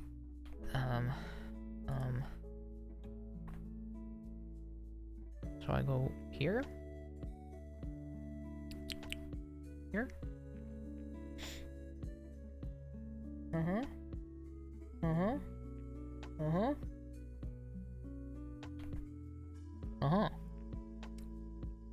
Yes. Change only settings you really need to head, but this session you want to enter co-op cookies with an authenticate. Ugh. A Patreon key if you support me.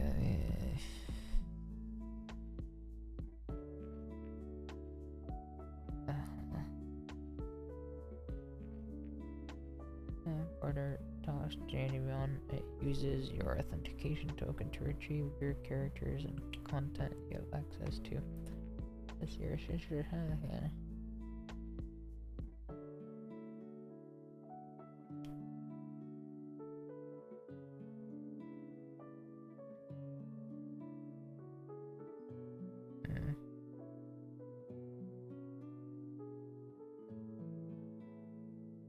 Whoa.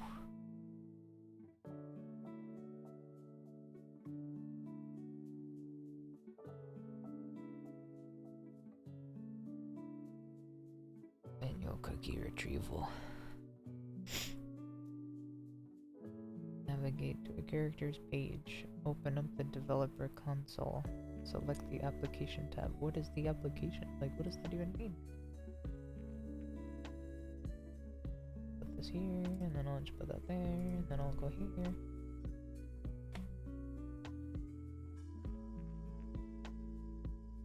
Right. I'll just put this there, and then I'll full screen this and go do that. Okay.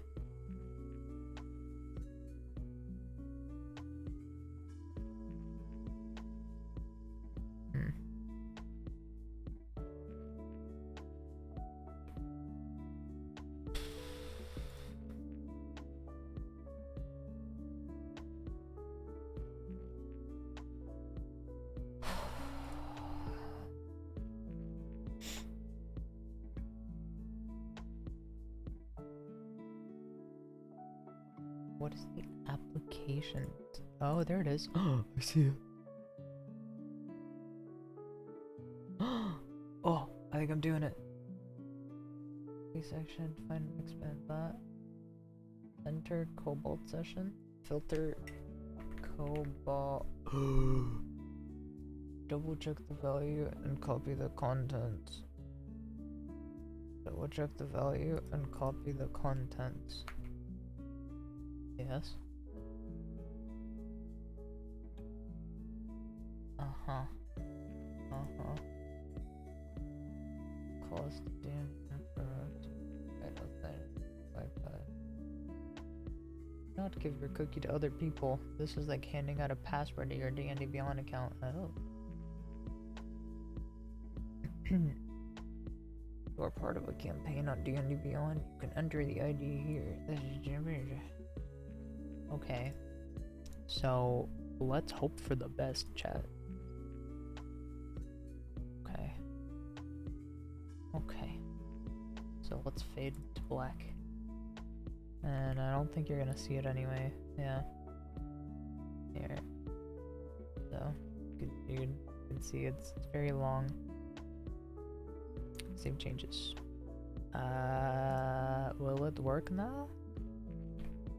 Chat, will it work or will it not? That is the question on everyone's mind today. Let's try and work. I think it's working. It's not dead yet. Oh? Oh? Oh?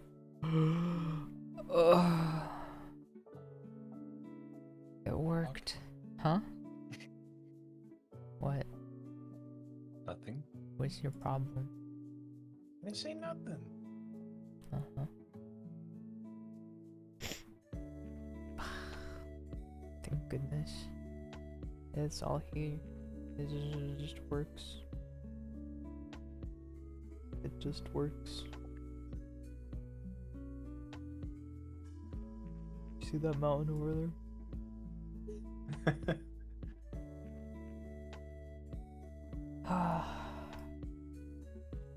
What a long day. Say that again.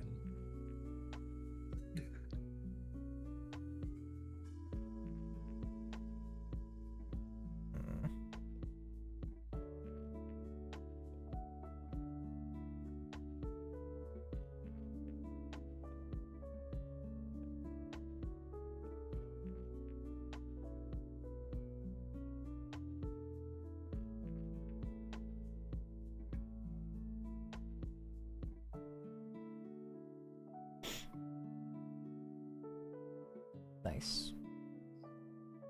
Nice. You got so much stuff, bruh. Oh, you don't have... Oh. Oh my gosh. Druids have to deal with this? Just because even the unprepared stuff just gets shown? Interesting. Well, thankfully all of the stuff you can do is like here. Yeah, yeah.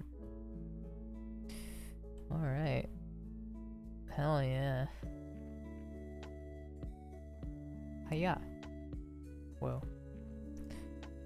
So, this is this, and this is that, so I can do,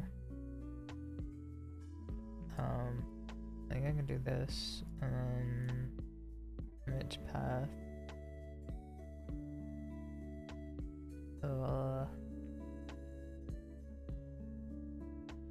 characters, assets,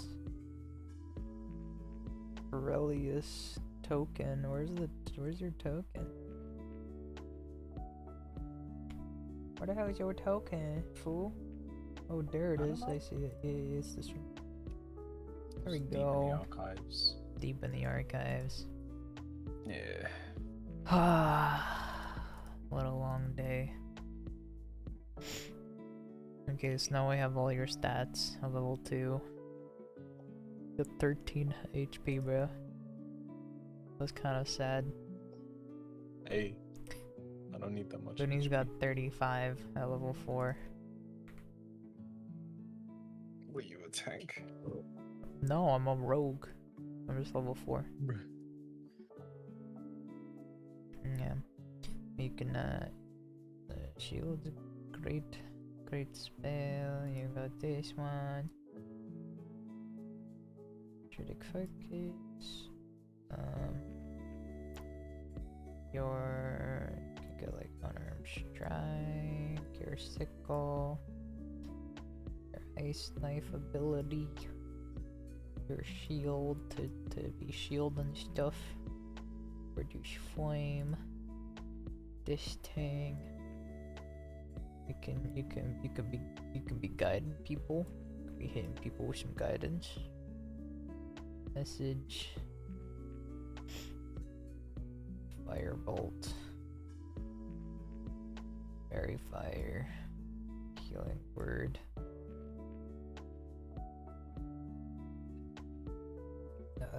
You could jump around, jump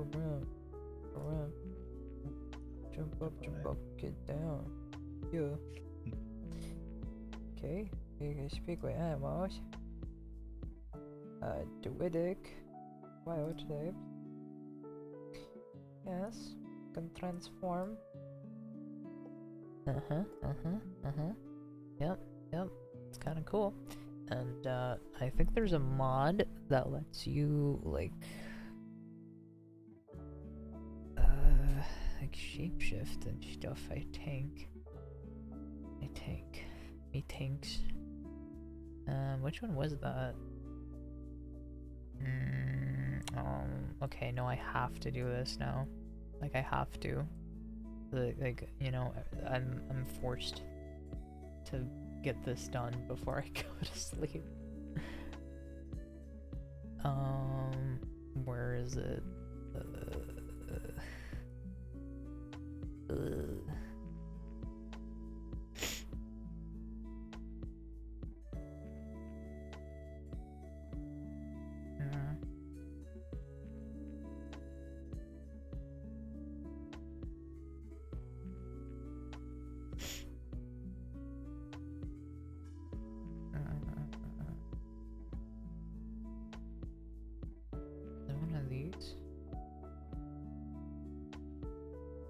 It is token variant art.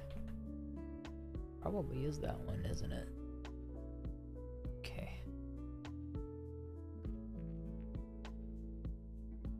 Add-on modules. Still modules.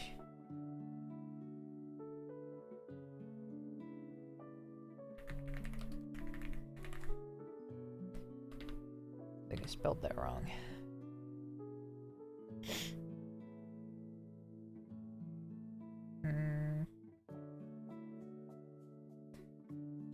Searches customized the instructions are found available through various pop-ups and the search the images bubble but the bubbles actor token creating images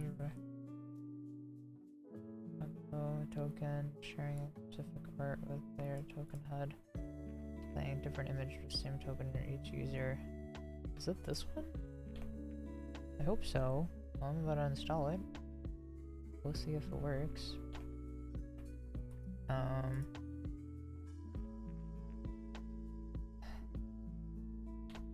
Nope, it's this one. Game Worlds. Oh wait, I might be able to.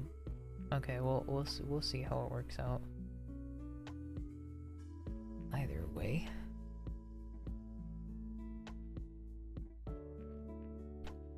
Okay. We can do this, remember? Import extras. Wait, what does that even mean? What am I importing?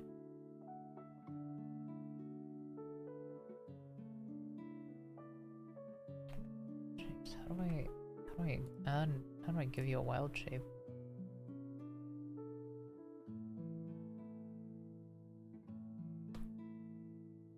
What even is an extra?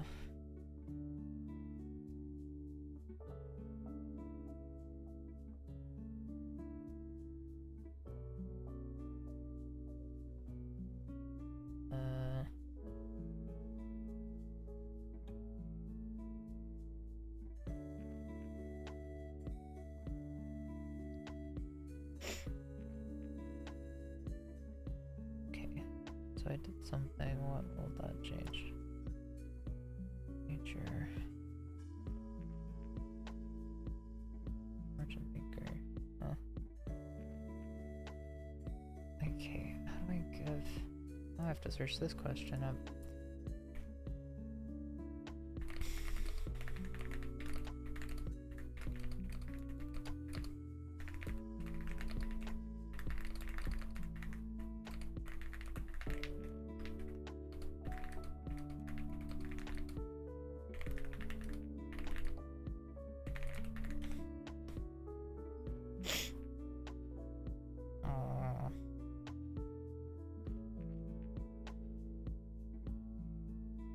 There's an extras tab? I don't see any extras thing.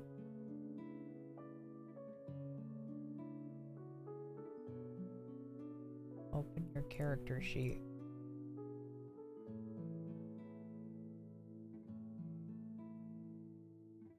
Okay. So I've opened my character sheet. Hold on, chat. Hold on. We're holding.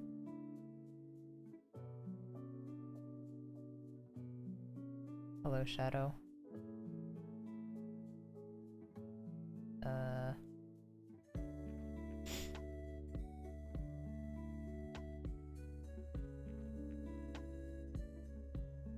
Okay, we're here. We're here. Okay. Extras. Go to extras.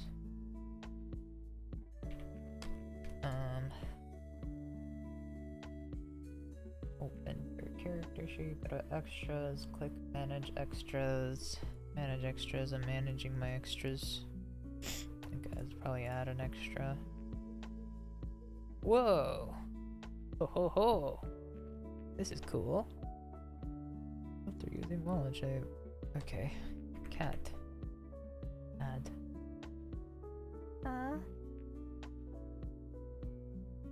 Cute. Okay. Cat.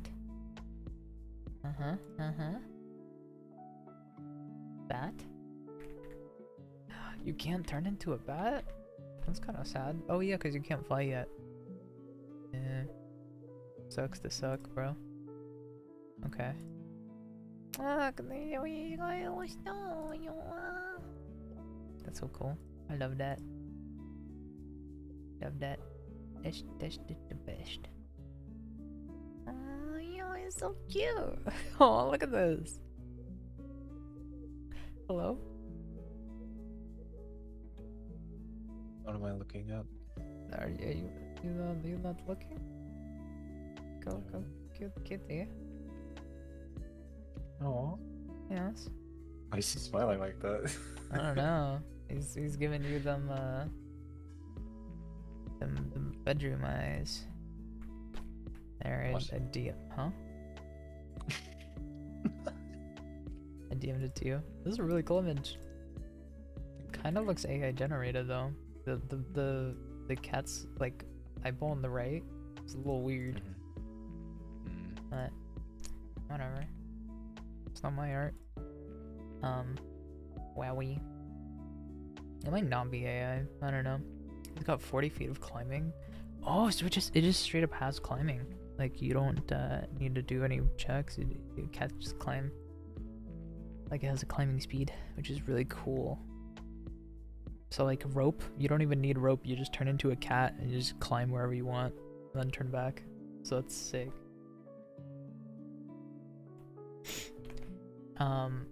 Okay.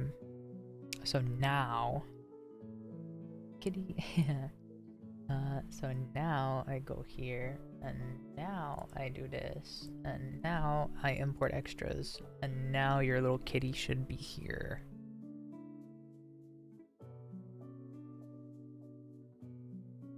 Okay.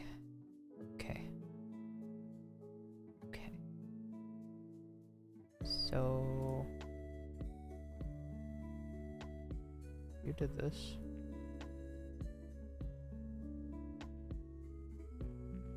Not how to expand this slot. Oh, whoa, tiny cat.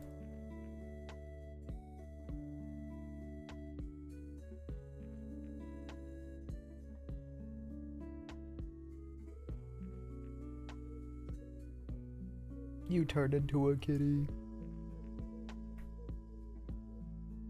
Whoa.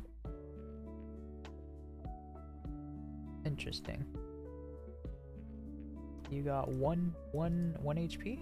Oh no, that's 15. Okay, you're tiny. Okay. Aurelia's cat. Never display.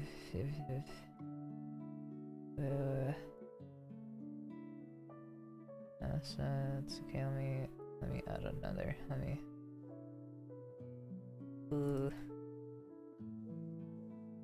Okay, where is it? Okay, character art. Bam. Okay, so this should be this dish. Bam. Bam. There we go. It's your little kitty. He's a little guy. He's just a little fella. Oh.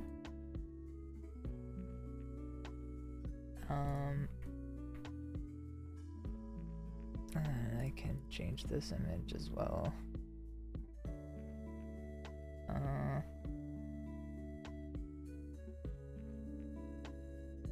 Assets.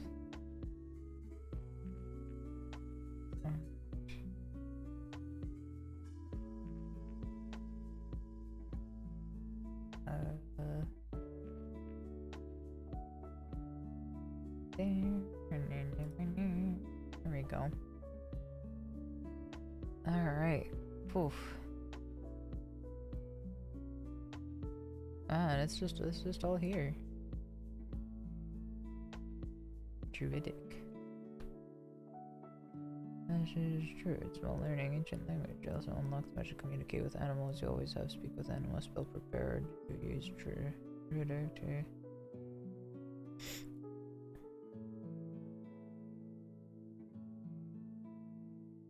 cool.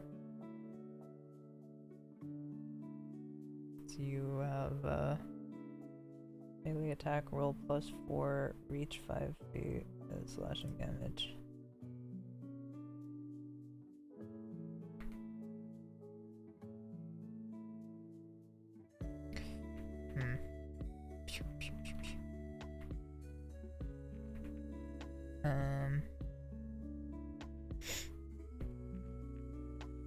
So how did that work exactly?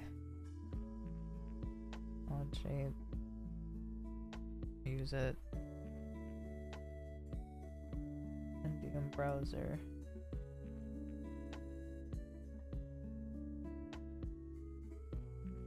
Didn't it like... How do I undo your wild shape?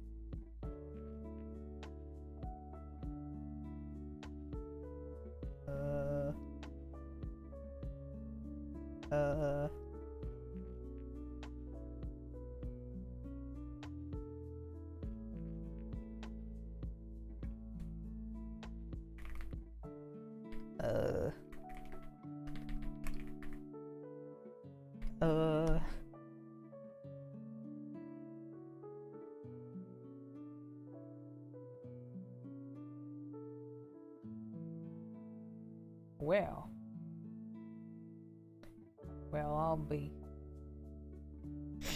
You're stuck as a cat forever. Oh no. That's not so bad. Wait. Oh man. Wait, like this? I don't like. Can I? Like this? Like this? Grr. Here, ownership, our data, duplicate, whatever.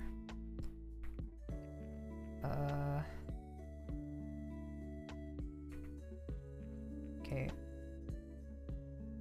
Tab configuration? No. Oh, prototype to open this, yes. Image path.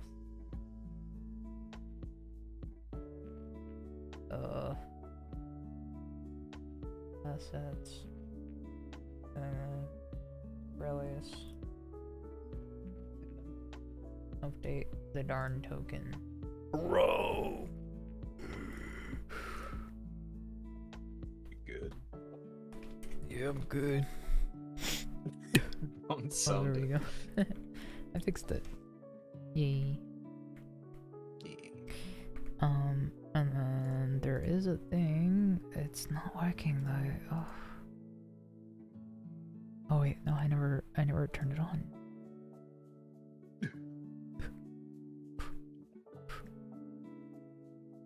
This. Please work. Do it for me. Yes. It is the right one. Yes, yes. And then I can just have like how do I work?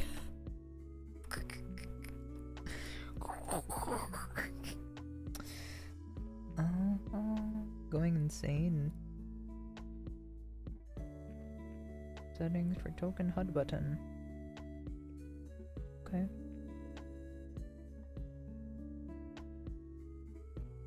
Import, export. Port.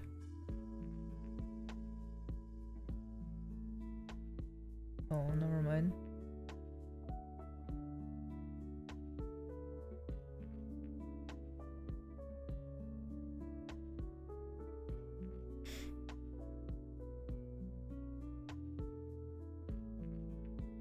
Okay.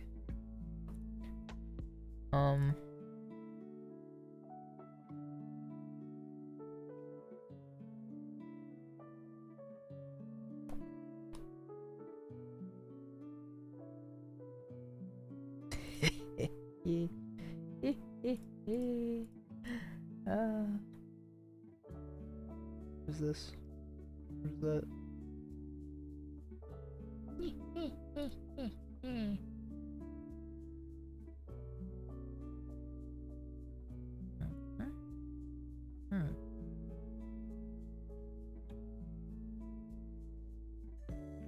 Uh-huh. Oh. Excuse me? Excuse. Thank you. Back up.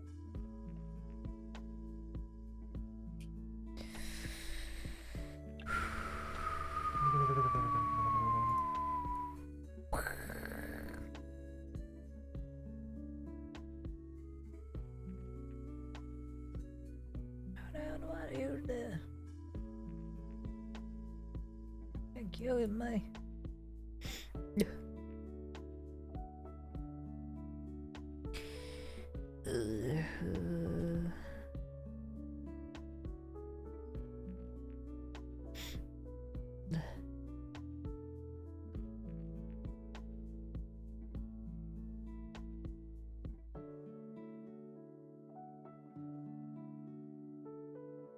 Okay. Ugh. Okay, let me just turn this on again. Okay. Hello, welcome back. Oh, it's 1 a.m. Wait, this song is perfect.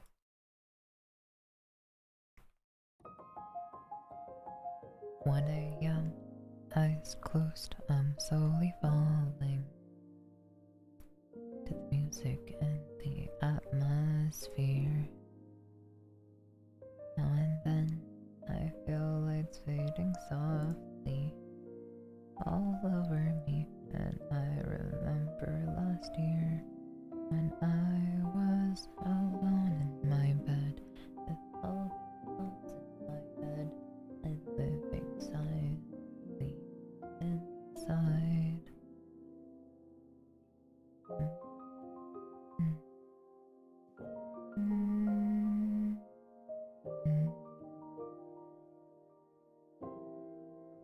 It's so late in the night, my mind is drifting away, and I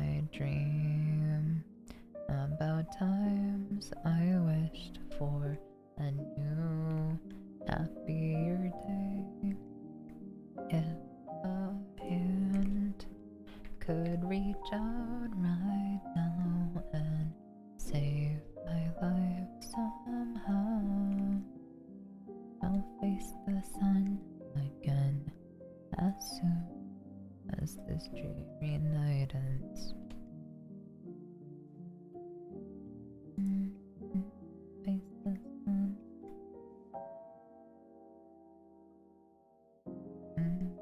Down like this, my head's in a place that I don't miss. So ugly, so grumpy, sleeping in the bedtime, just stay calm. Once everything's said and done, it will be okay, I will overcome. I'm coping. I remember last year when I was alone in my bed, and happy thoughts in my head, living silently inside, just keeping all to myself. Wish I could be somewhere else. Na, na, na, na, na. Away in the night, my mind is drifting away. I dream about times I wished for new happier day. If a hand could reach out right now, save my life somehow, I'll face the sun again as soon as this dreary night ends. I'll face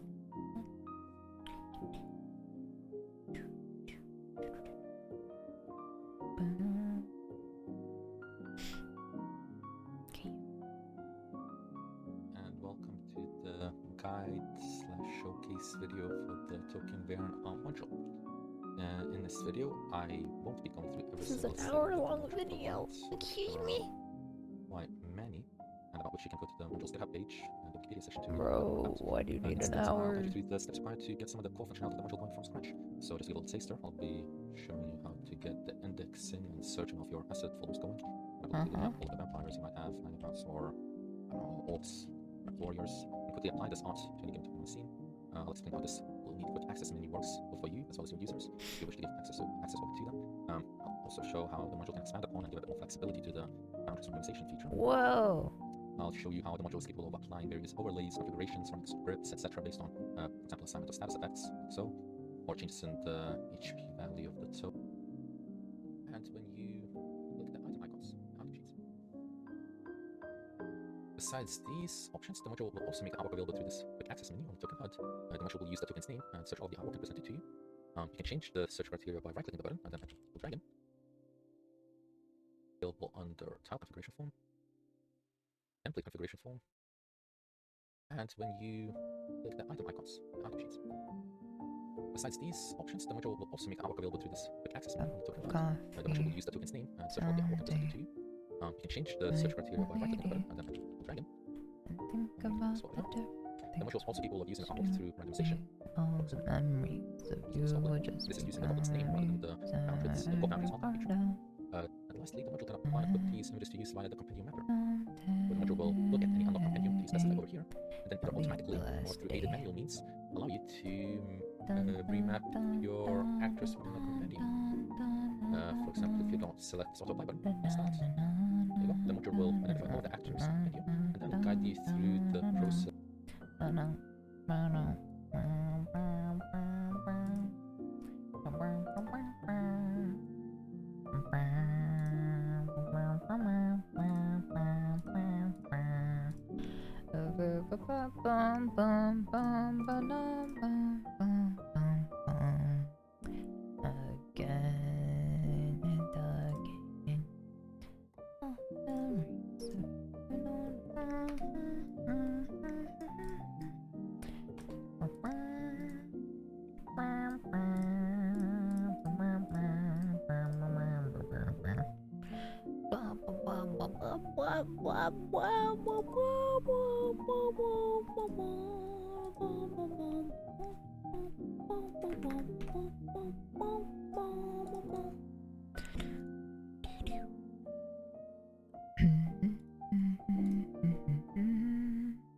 To be remembered by someone as special as you.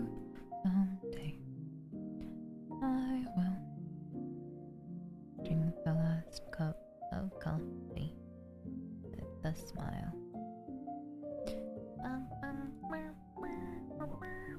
Whoa! Yo? Hold up? Hold up? Oh, what? Excuse me?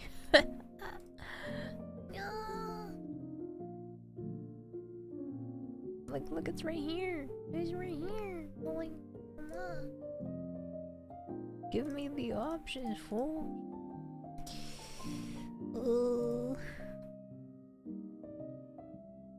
I swear this is the last thing I'm gonna do, and then I'm just gonna, like, go to sleep. Where even is it? Where is it? Carousel, okay. Korean tart. Figures.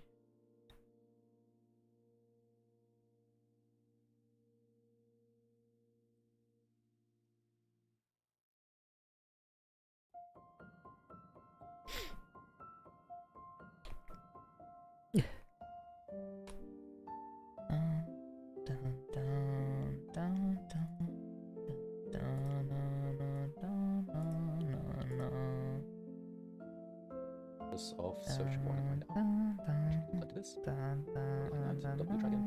This. So on. Well, for the module to be able to do any of this, it first needs to be made aware of the search artwork that you paths, have. token HUD. The way that by right-clicking any image is this asterisk over here. So now let's just match everything without that folder. Click update token. Now prototype is updated. And now the module will once again be able to discover all the images within the folder. So let's say you have the shapeshifter polymer from. Perhaps someone in your party can don various different kinds of armor. Perhaps they can all hold torches and you want to visually represent that by changing out the token image. Well, the module can help you with that by this quick access menu, allowing you to quickly and effectively pop out your tokens to different images. Well, there are various different ways of adding images to this menu, and I will be covering them in this section. This is the list. We'll be going top down, explaining how each one of these works and how to set them up. So to begin with, we have name search. In the search paths section of this video, I covered how you can expose various image directories to the module. Once they are exposed to the module is capable of performing searches on those images. By default, the module will perform token name searches on any directory you have exposed to it. For example, if I click the button here, you'll see that the module at the moment is unable to find any images that match the token name layer 2. So let's change that by adding a folder to the module. Let's go to configure settings. Configure settings again under token layer out. Then under search paths,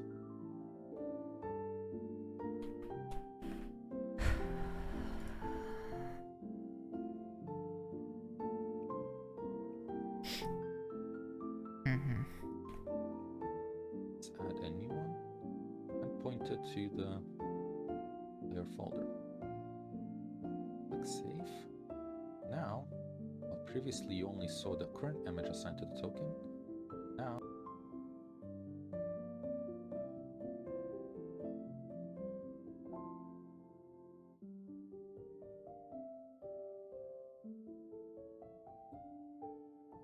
So letters of that. Excuse me.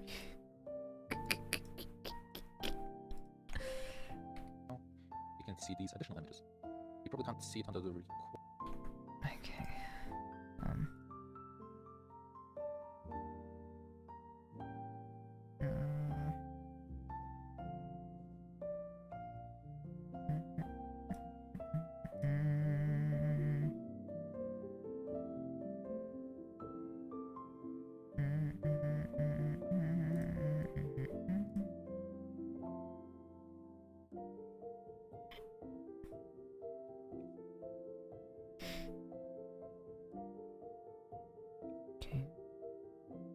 In the recording, but when you hover over these images, it will tell you the image name, and this particular image is named layer variant 1, and this one layer variant 2.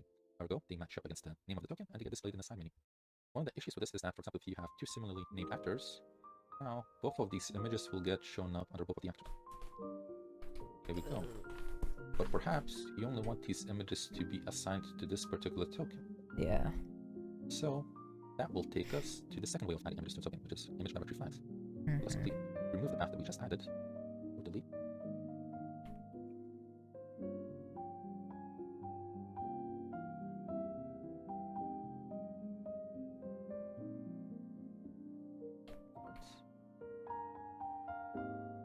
To show the path got removed.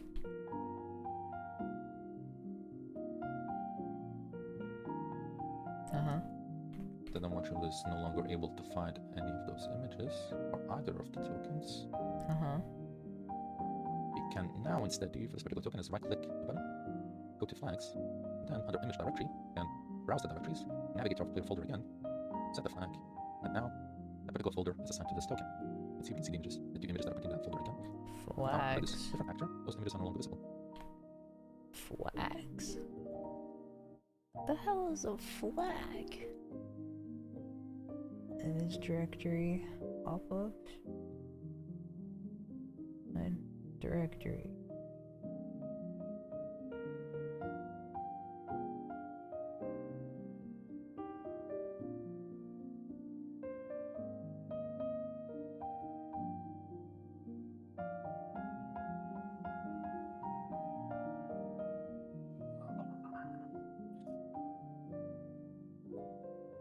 Alright, fool. I'm gonna get going and get breakfast. I got some stuff to do. Okay. Trying to stay up too Whoa. late, okay? Whoa. Okay, bye. Bye. Well, I did something. Cool. Whatever. I've kind of figured it out. I think I'm gonna end it there, chat. I think I'm gonna end it there. Give him some light. I don't know, like 10.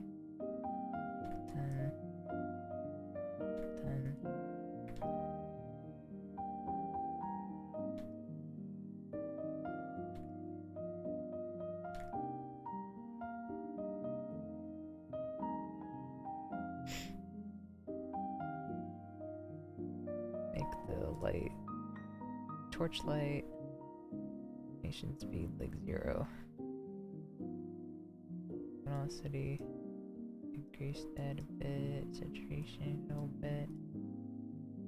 Wow, look at that. Wow. Increase luminosity on this a little bit. Brighter. Okay, that's a little too bright.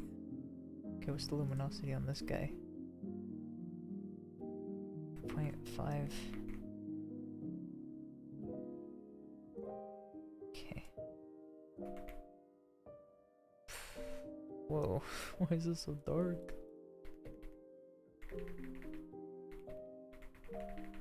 Whatever. Whatever. Ugh. Bye bye, just a nice and cozy stream. Bye bye to you all too. It's been fun. I appreciate you guys sticking around and watching. I learned a lot, and yeah, hopefully, you know, I can actually like try to put something together in the future, because it seems all the basics and everything are here. So like an actual campaign can potentially be run, which is cool. Yeah. Alright, chat. Love you all, and I hope you all have a good one. Oh, I didn't show this. I was not showing this the whole time. But look, see, this one doesn't have any transformations, whereas this one has like all of these now but I don't know, but it has like everything. It even has this map and stuff. They turn into a kitty, turn into this bat token as well, which is cute, and can turn back. So it works. It works. Yep. Anyway, I appreciate you all hanging out, and I'm gonna bid you a good night. So, goodbye everyone. Bye bye.